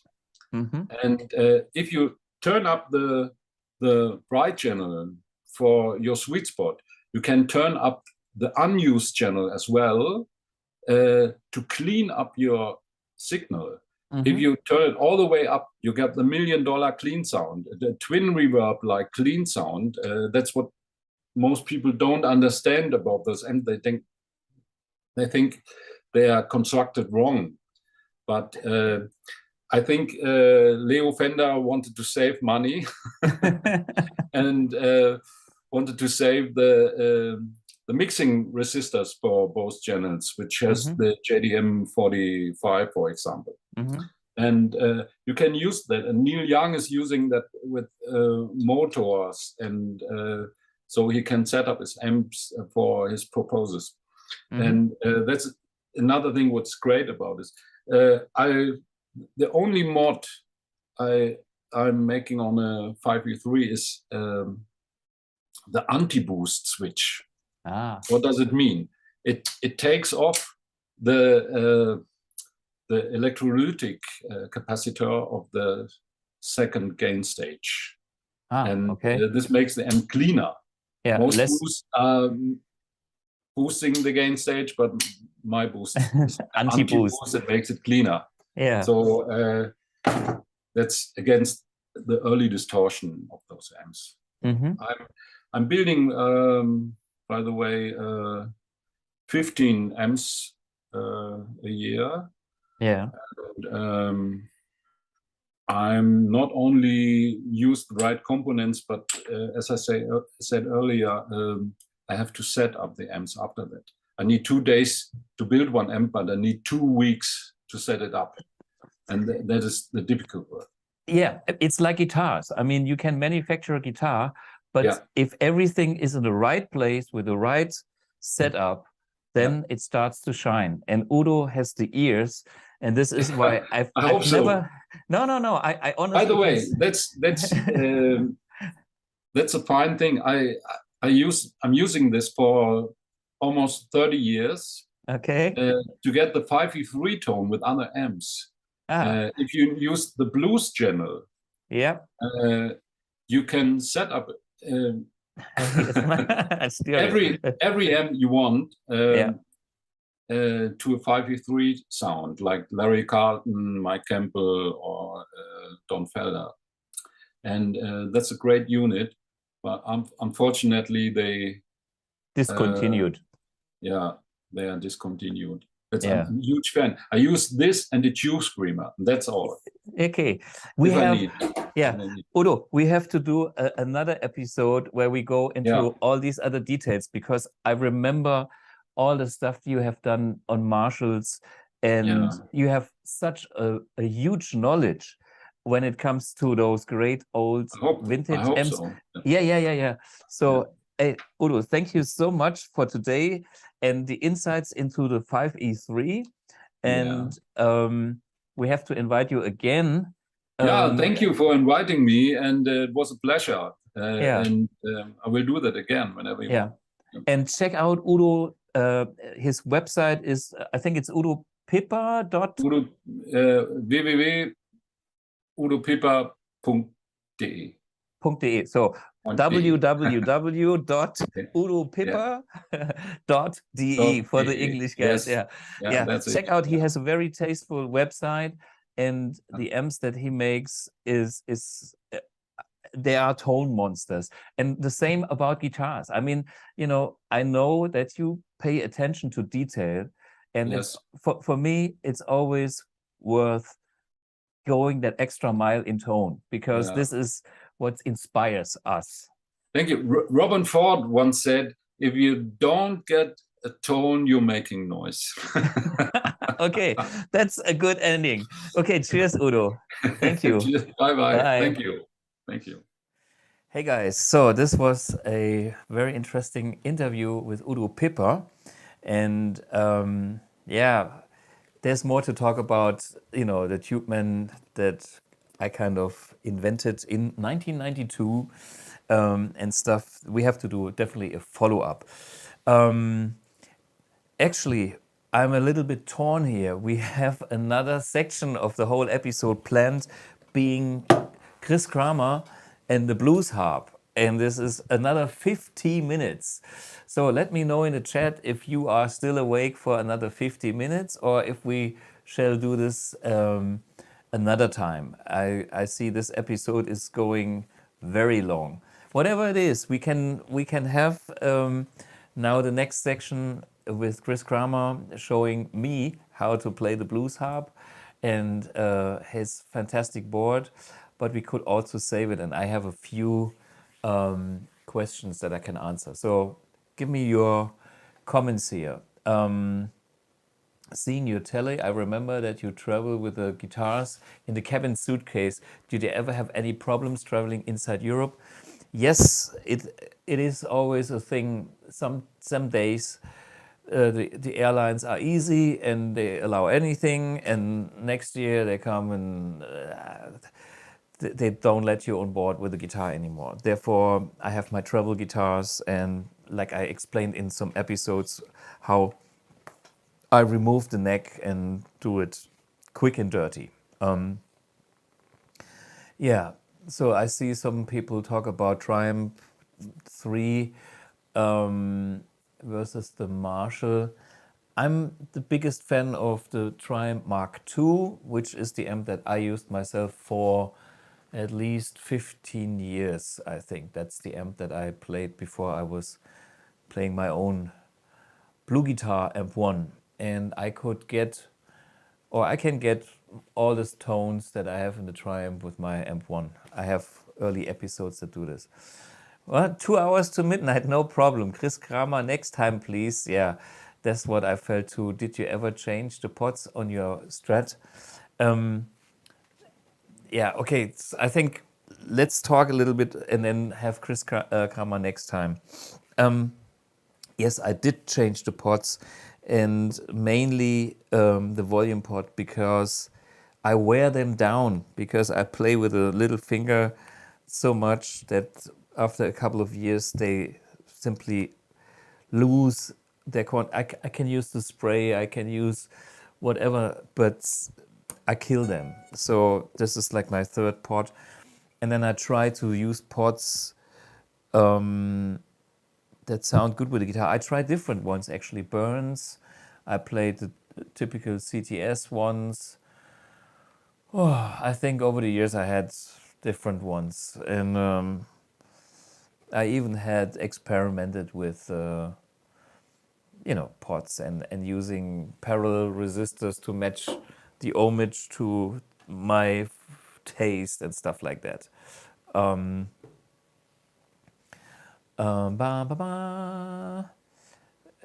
So, okay, final decision, yes or no?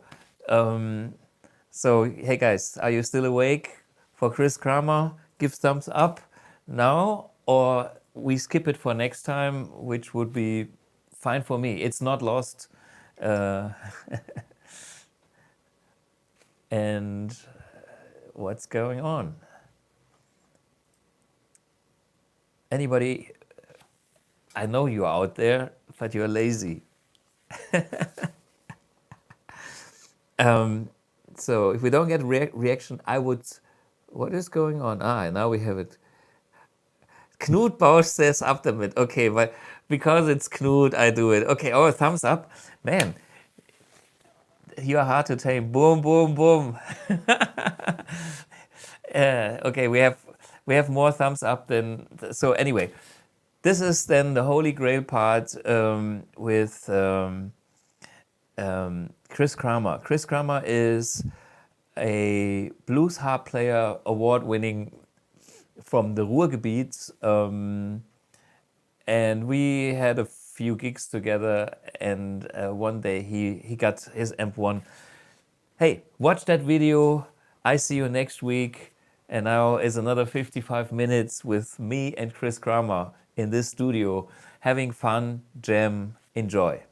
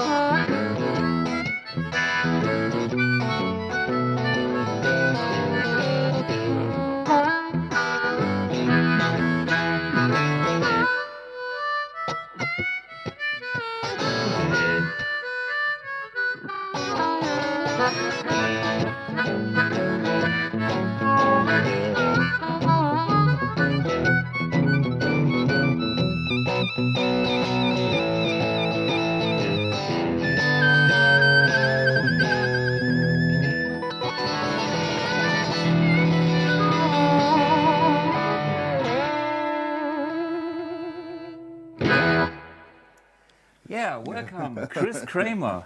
Finally, we do an Academy of Tone together. Mm-hmm. Yeah. Yeah. Nice to be here, Thomas. Yeah, Chris Kramer is the 5 times German Blues Award harp winner. What was the... Yeah, there's a German Blues Award, and Yeah. I was voted 5 times for the best blues harp player in Germany. Yeah. Well, very cool. We know each other a little bit because he's from the Ruhrgebiet area. Dortmund? Dortmund, yes. Borussia Dortmund is a soccer team. The soccer team, yeah. But when you come from the Ruhr area, you are a football fan. Okay. Because this is 3 things in life you cannot choose. This is Mama, Papa, and the soccer team. And my soccer team is not Borussia Dortmund because I was not born in Dortmund. My football team is FC Schalke 04, which is they are really enemies. This is a question of good and bad, and good is Schalke and bad is Dortmund. Okay, but you live in you live in Dortmund. Yeah, I live in Dortmund. But you support Schalke. Yeah, but I have no Schalke flag around my house. That would be too dangerous. I played Schalke Arena once with Tic Tac Toe. Yeah. In 1997, so I know it's a huge, big thing. I mean, the Ruhrgebiet is about teams. It's the coal and steel industrial area where people are tough and where you have to have the blues. Yeah. My daddy was a coal miner, and sometimes I make the joke that I was born on coal, so on black coal. That's why I sing the blues. Yeah. But besides having your own band, you also played with a German, Bruce Springsteen kind of guy who is very famous, Peter Maffay? Yeah, Peter Maffay. Peter Maffay. Yeah. He's a German superstar. He has more Stadiums. charts entries than anybody else in the last 40 years.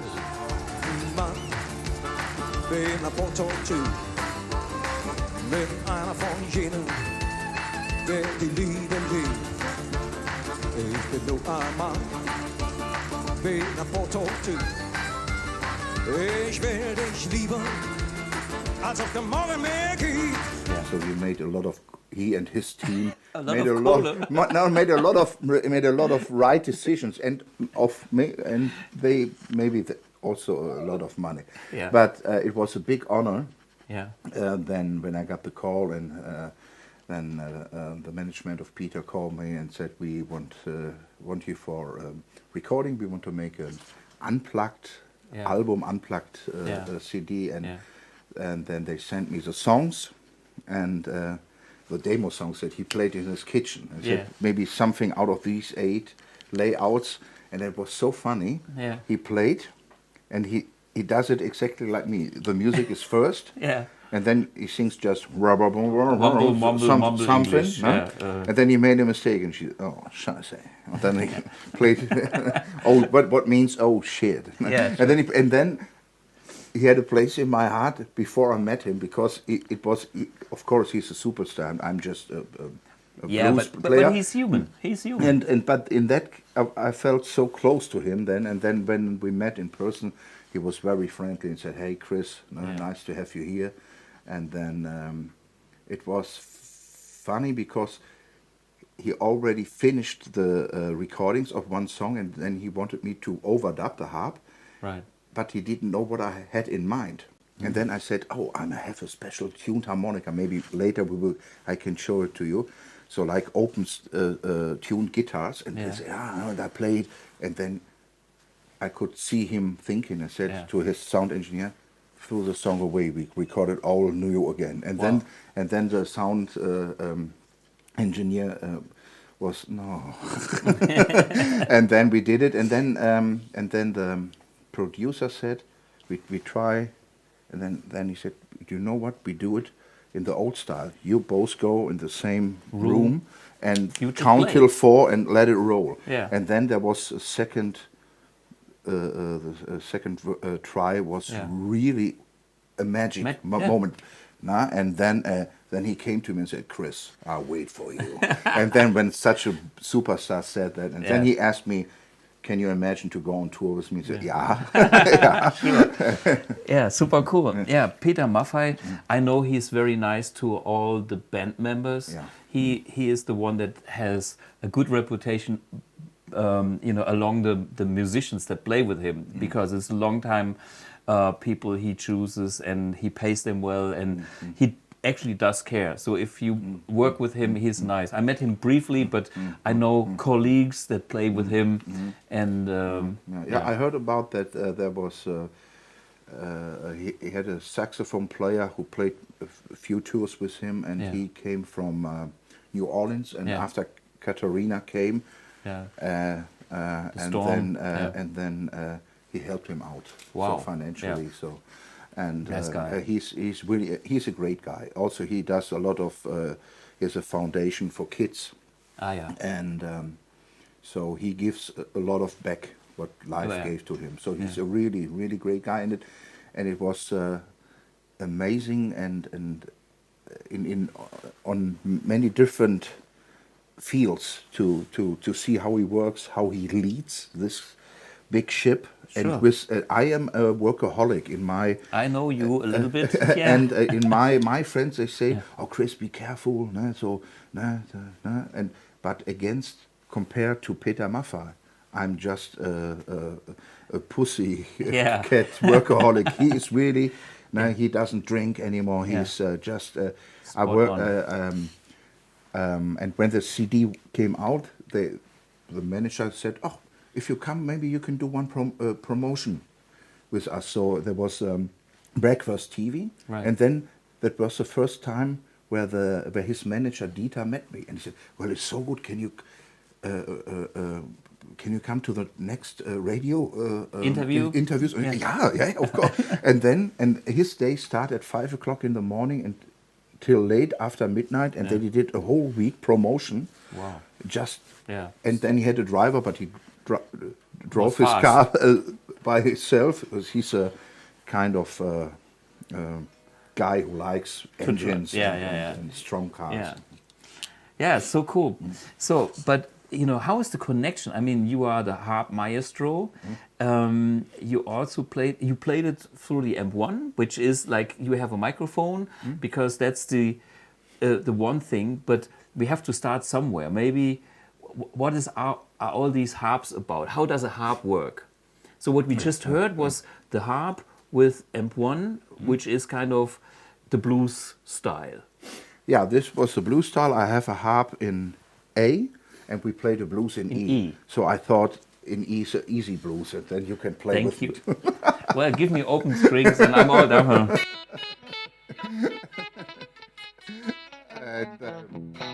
And this is Mixolydian, or Yeah. we harmonica plays a second position. Yeah. And this is 99% of every blues song you hear is in that style, that typical blues style.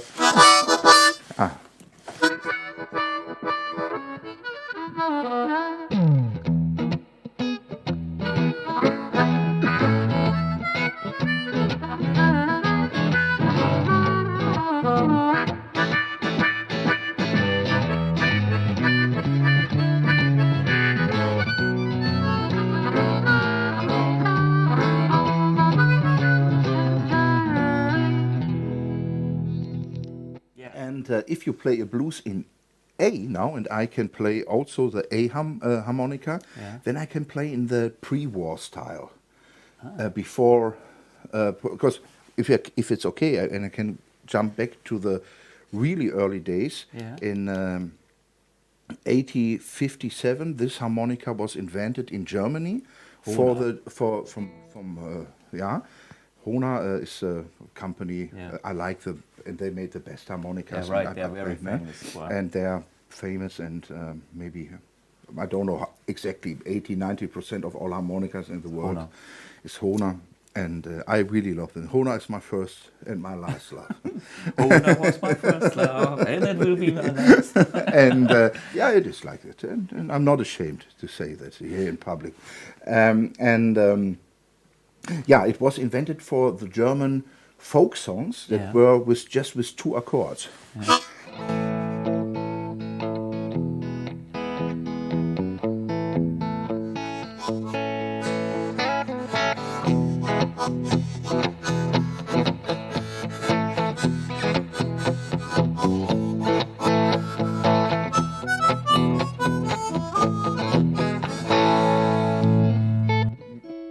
And then a lot of people, when we had bad times here in Europe, and especially in Germany, there were a few years after another where the farmers don't have much result. The harvest was bad.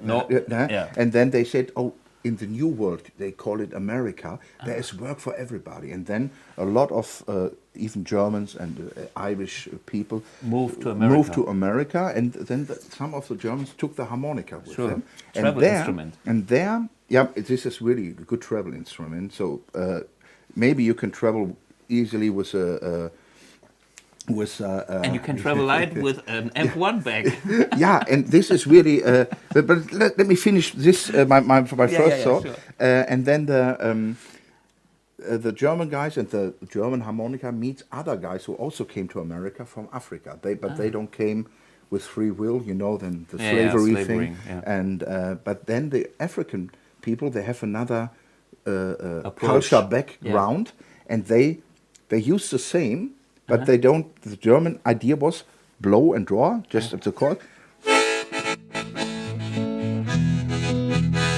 And the African way to play, they play it in a different rhythm, and they start with the draw chord and sound like.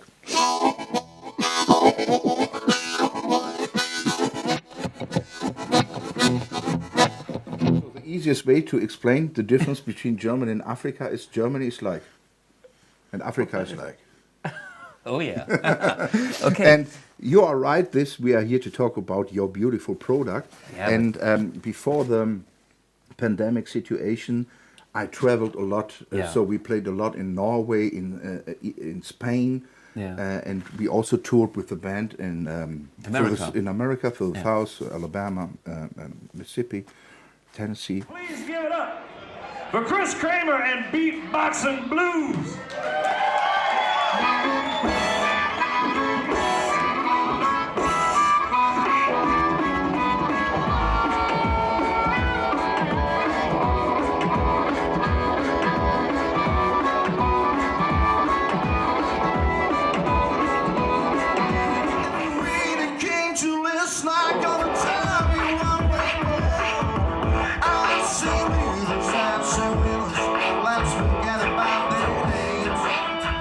And when you travel and you have your amp in this little bag, it's so cool. And everybody, what?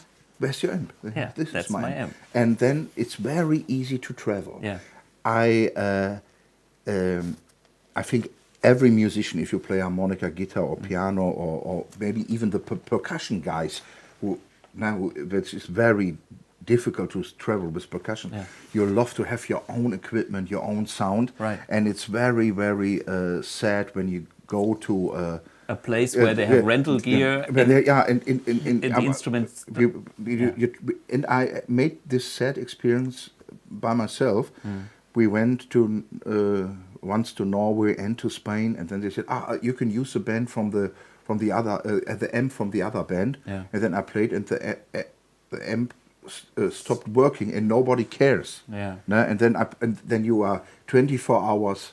You're overnighted because you wake up at 3 o'clock in the morning to go to Amsterdam to get the plane at 5, and then you are there, and then you have a bullshit sound. Yeah, that's and no then fun. you're pissed, but you have to smile because you don't want to be the unfriendly German, and you want to be booked again. Yeah. And with the amp, with this little bag, with the AMP1,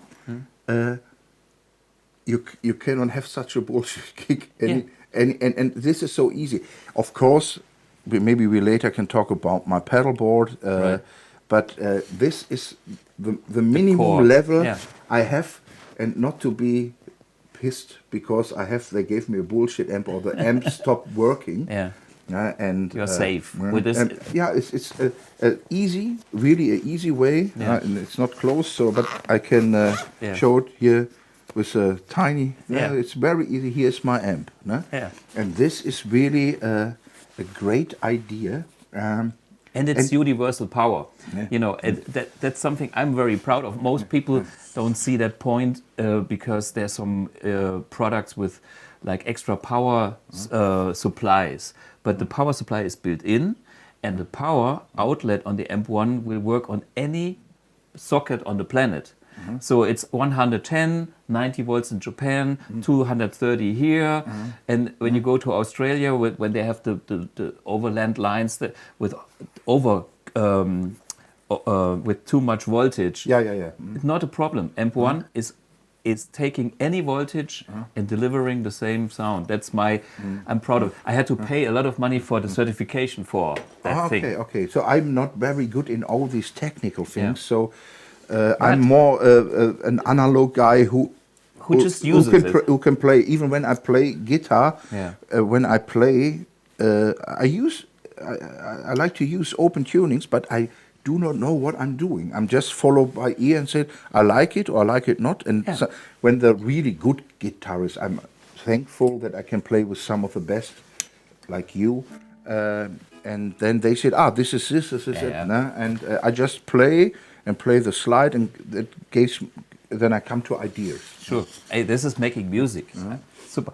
Let us know a little bit more about different harps. I mean, so this was kind of, in music theory, it would be the Mixolydian way, like you have a major notes coming from this harp that you would use over an E chord. And that is kind of the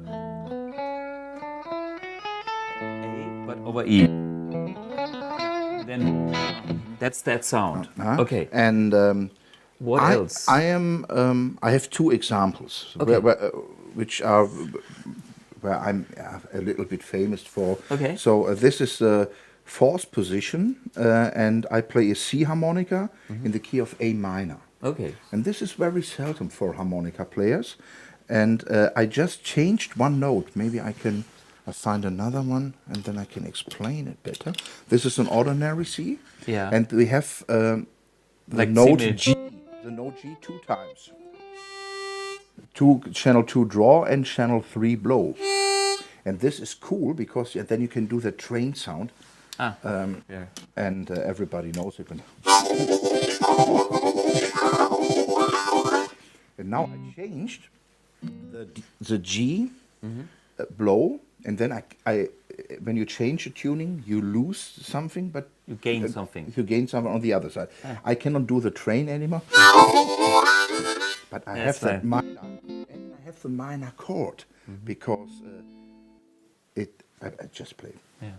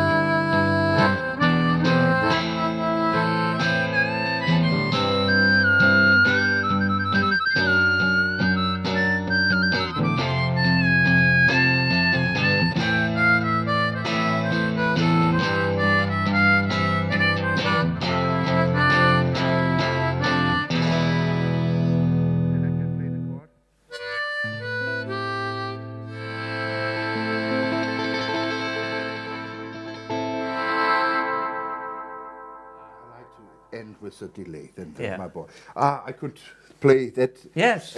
minor stuff endless. I love it. We did. It was just so spontaneous for everybody. No? Yeah. I had.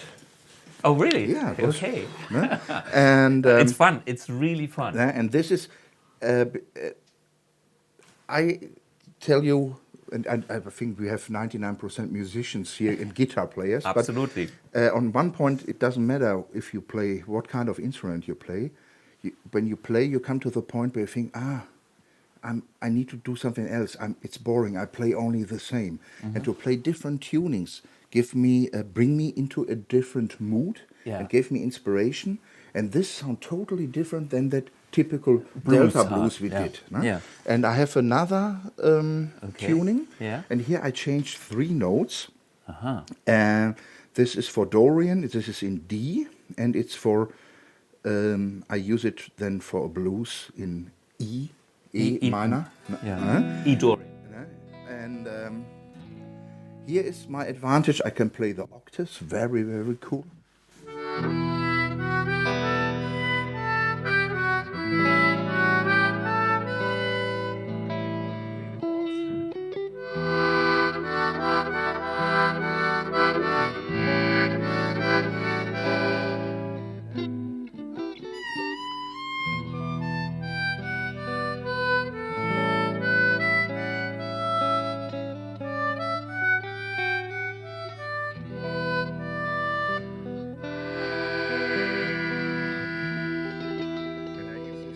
German gospel spiritual songs. Yeah. I use it for a lot of minor stuff, and this is a special feeling. And when you have that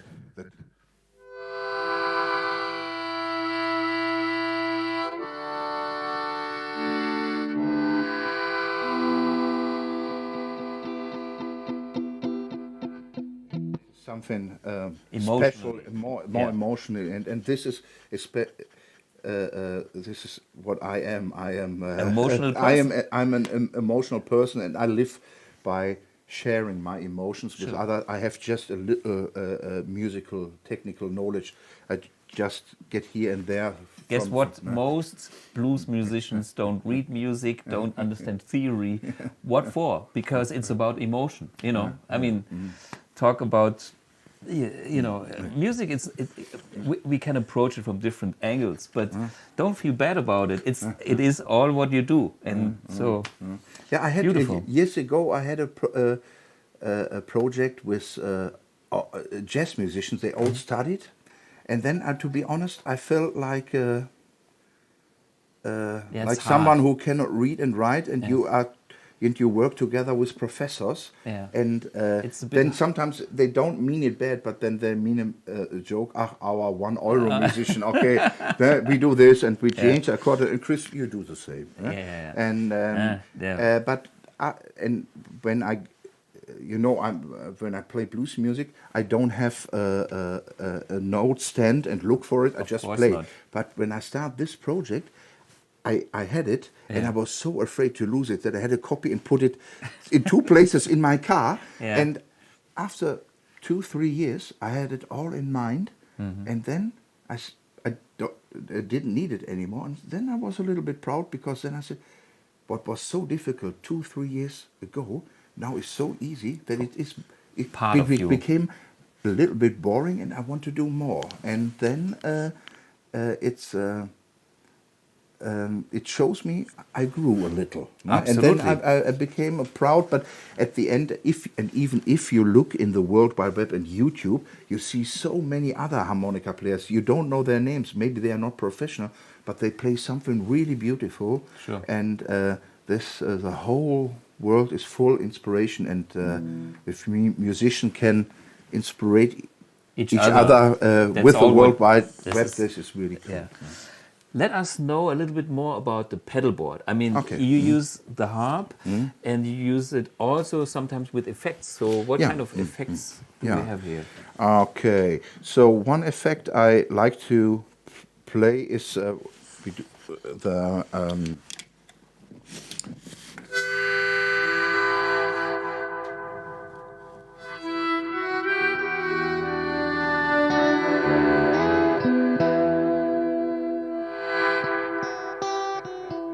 the song ends, and then I like to do this, or tape delay, or when we do the rhythm things, like for example.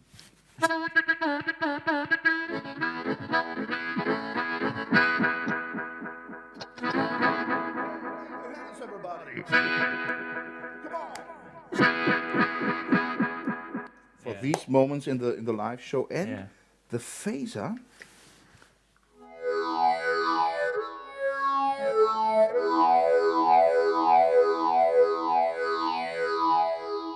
It's a special. It makes it a little bit more different, and to combine both together.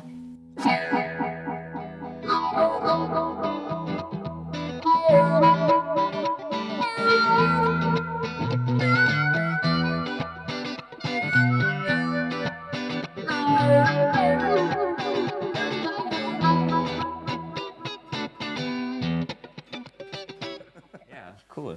And I love the octaver. So this is an effect I use. When I use it often during the whole song. Okay.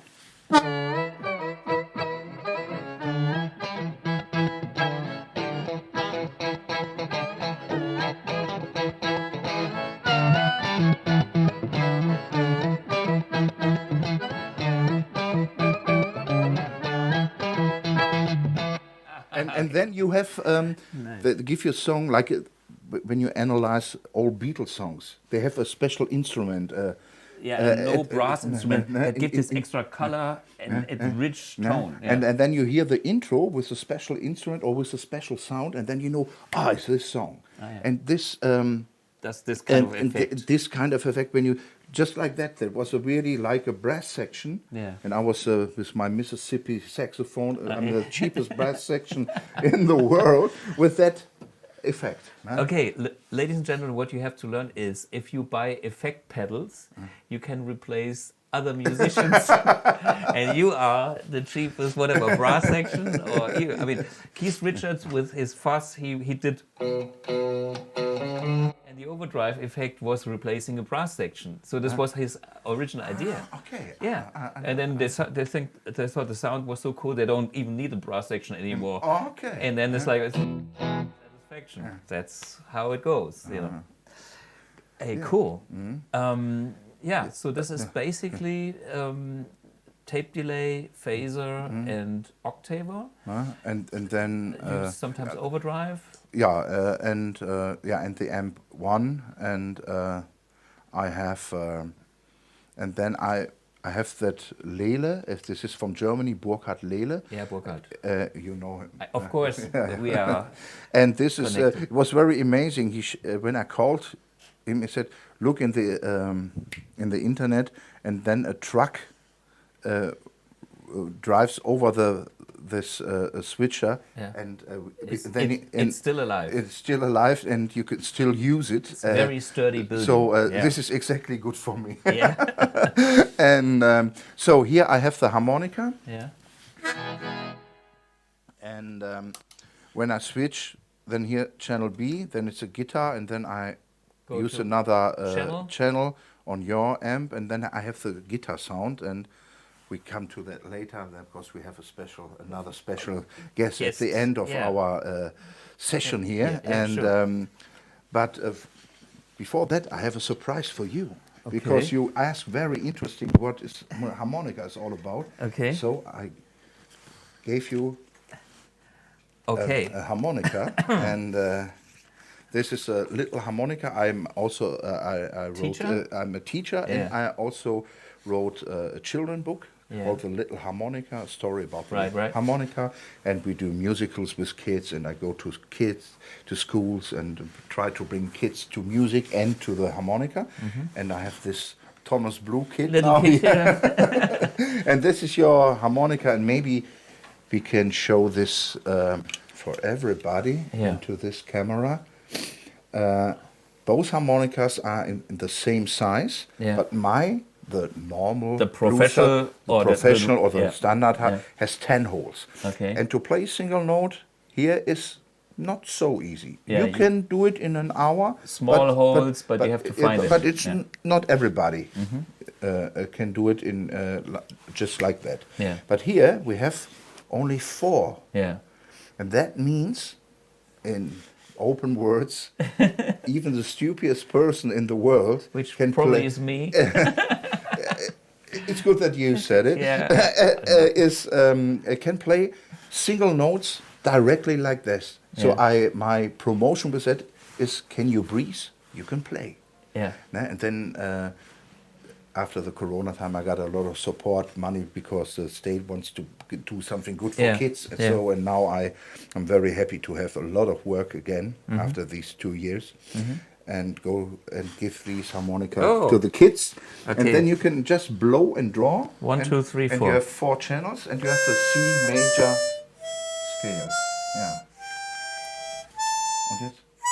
Genau. Draw. Yeah.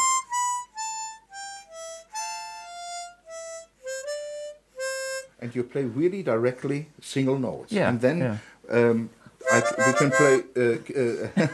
I can play chords. And then it's really so that when I have a whole class of 25, 30 kids, after 45 minutes they can play Alle meine Entchen, which is the most popular.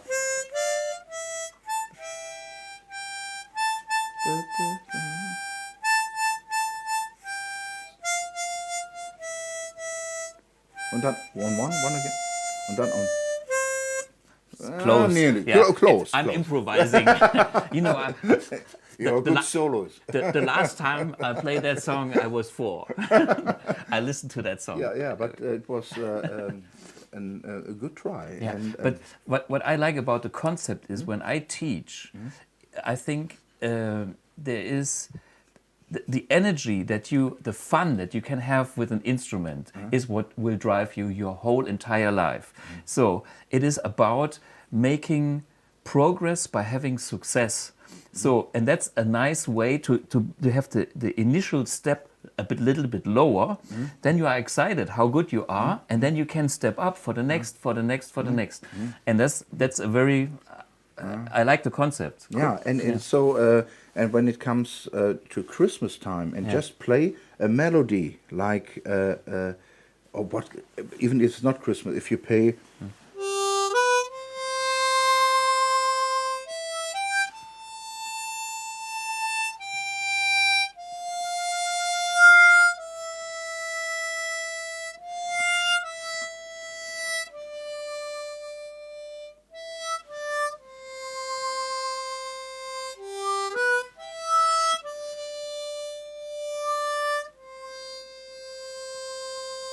And you put your soul into a simple melody, then you can touch the hearts of people. And I have in the last 30 years a lot of nice feedbacks.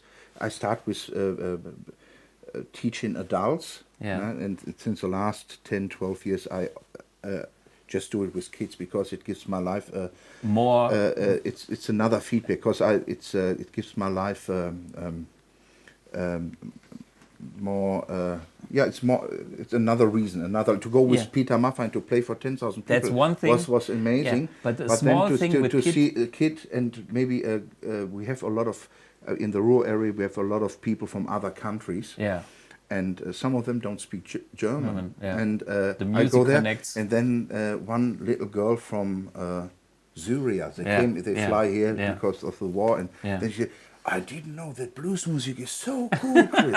And I was fighting with tears because I'm such an emotional person. And then this, what the kid can give you in the honest way they act. Even when you play and they do, it's also that can also happen. And this gives me energy, and so that's maybe why I'm good in what I'm doing. Of course, because you do it by heart or with a heart. You know, you put your heart and soul to it, and that's always, I think, so important.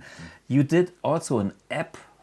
You are not only kids, but what is the thing about the app? The app is it's also for kids. It's also for kids, but for everybody who likes to play. And it's an app called the Little Harmonica. It's available in English and German.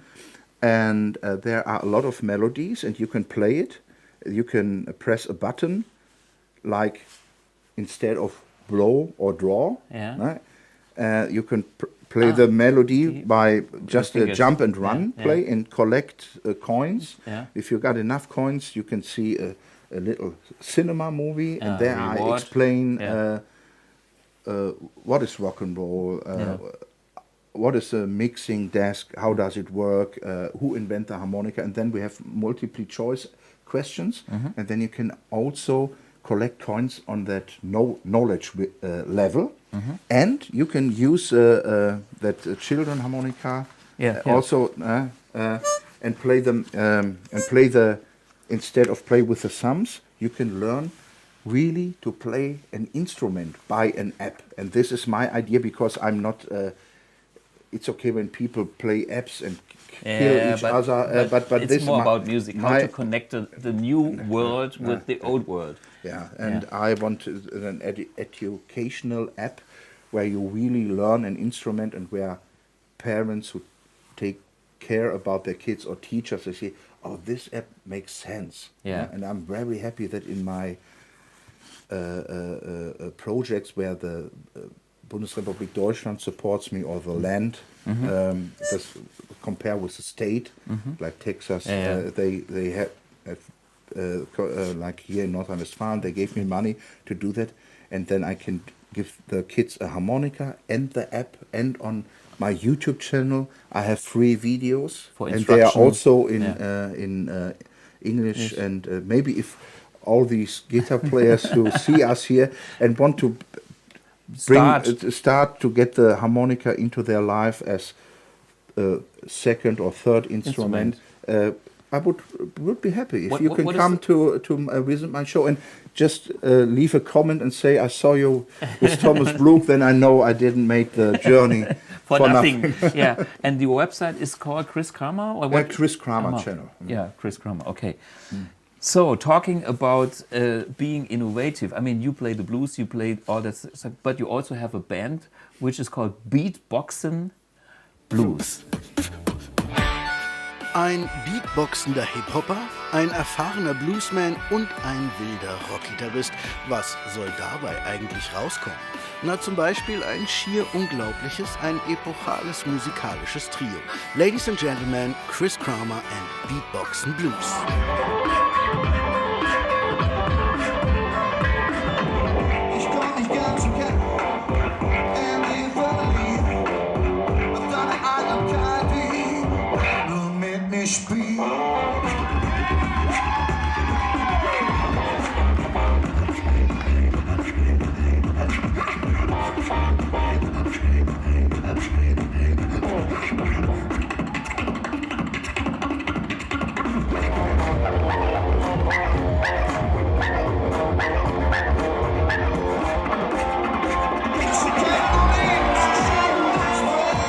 What's the story about beatboxing? Yeah. It was. It has to do with my story, the little harmonica. Maybe 2 sets about the story. The story is the little harmonica is popular with for all the people, for the human being, and wants to get friends with the other instruments. But they say you are not an instrument. You don't have all the notes. Go away. You are just a toy, a cheap toy. And then with one person who left Germany to get into the new world, into America to find a new living and a job. And she traveled to America. And there a black slave discovered that when you change your mouth cavity, like you can do that sound. That bending note, like you when you bend on your guitar. Yeah. And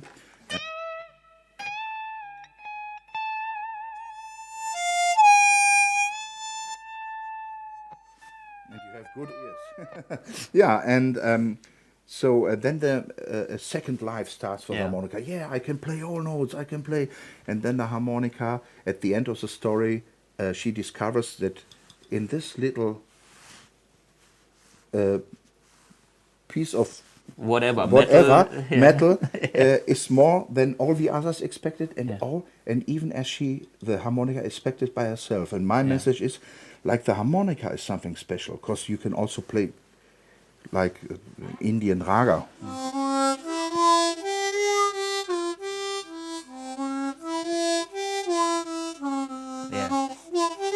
And so on. So no one expected that. So there's more in it, and there's also more in you. Even when you're 9 or 10 years old, you are also something special. And music can help you to find out what is special in your life, and it can give you a good time, especially in these crazy times where so many things are there, and the kids cannot concentrate so good. Yeah. And if you want to learn a song, you must focus 30, 60 minutes on the song, and then you learn, you play, and then the people, maybe your parents, grandparents say, wow, great. Wow, our Christmas evening was better because of you, little Lisa or Peter, because you played a Christmas song and made us, touched our hearts. Yeah. And the beatboxing? Sorry. I'm so passionate when I talk about my own things.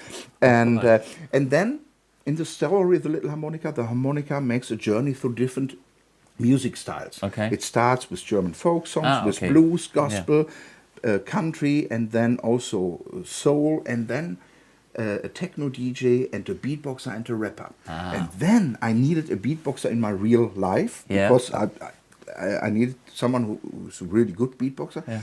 And therefore Facebook was very Helpful. helpful. Yeah. And because 3 different people said the same, go to Kevin O'Neill. He's good. And he lived in your area. In the same town. Yeah, right? okay, cool. In the neighborhood. And then I called him and said, I'm a blues musician and I got the idea that beatbox and blues really fit together. And then, can you come? Yeah, I come next Sunday. And then I opened the door of my house and I saw he brought his best friend with him. And I realized he needed a person because he was not sure what will happen. Yeah. And then I looked him in the eye and said, hey, don't be afraid. Don't be afraid. Yeah. Because the blues is the roots of all music. Yeah. Then came rock and roll, then funk and soul, and out of funk and soul came the music you like, hip-hop. Yeah. So more or less you got the blues, even when you don't know it by now. So come on in. And then he came in, and then I took an old Dover and said, just if I'm only 1% right, I play a blues and you try to follow. And that was a really a magical moment. And it was, and I don't make it bigger as it was really magical. His friend was, I can't believe it. You never played together. And this, and then I realized not only the 3 songs for the musical with the beatbox. This is a whole different thing. This is sexy and cool. And then we played as a duo, and I'm really not a good guitar player. No? I do your thing. I can produce rhythm noises and do a little slide thing. It's okay for my style. When I solo thing, and then I had the harmonica holder like Bob Dylan, and then Kevin played, and through the beatboxing, it made it more sexy, more younger, and gives us another groove that even a percussion player cannot give into the music. And then after we played a few shows in a duo, I recognized the concept is good, but we need a really killer guitarist. And we found him. We found one. And I'm the oldie in the band. I'm 52, and they are 29, and they could be my sons. And everybody said, are you the father? I said, no, not really. But it is let me say this: everybody works together with older or with younger people. It doesn't matter what kind of job you have. You work in an office or as a coal miner. And it's very nice to see when different generations meet and act and really do something together. That has an extra value. We have a lot of people in the audience who come and say, "It's so nice to see you because you are so different." But you do a great thing together. And the guys, they really have more. I'm full of energy, but they have another fire. And because they are younger and they are also strong entertainers. Absolutely. And when we do our thing, it's not like Chris Kramer and beatbox and blues, and it doesn't matter who are the side musicians. No. We also has his own personality. And therefore it's good that I can play rhythm guitar, because then I can give Sean the spotlight, and then he can show what he can do.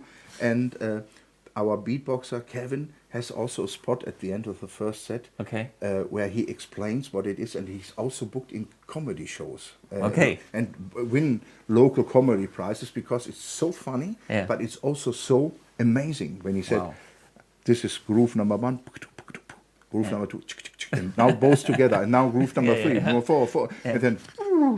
Too much. Let's do the sound check for the final jam. So this would be the harp setup. Can we hear this one more time? Okay. And then so this is a harp setup. And this is like.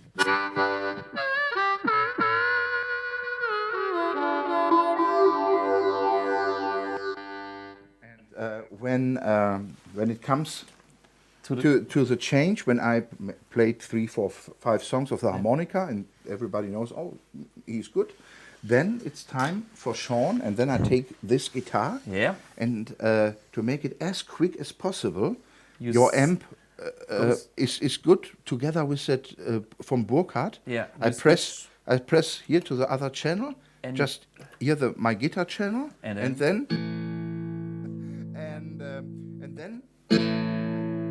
and even when I tune, so we are just a good team. Then Sean plays some intro. an intro And till you I are- gave him the sign. Yeah. And then And here is the sign, and welcome, ladies and gentlemen, Sean Attins, who will join us for a final jam. Bam! 1, 2, play.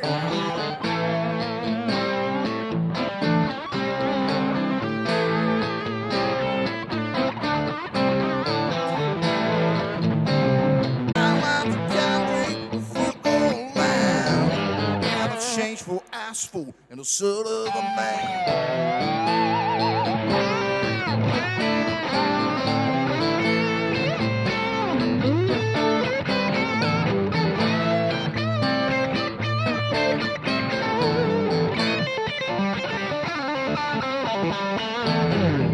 Skyscrapers reaching up to the stars. Rats in the silent clouds are smoking the bars. Millions of people, but not one friend. This is not the way I want to end. Thomas.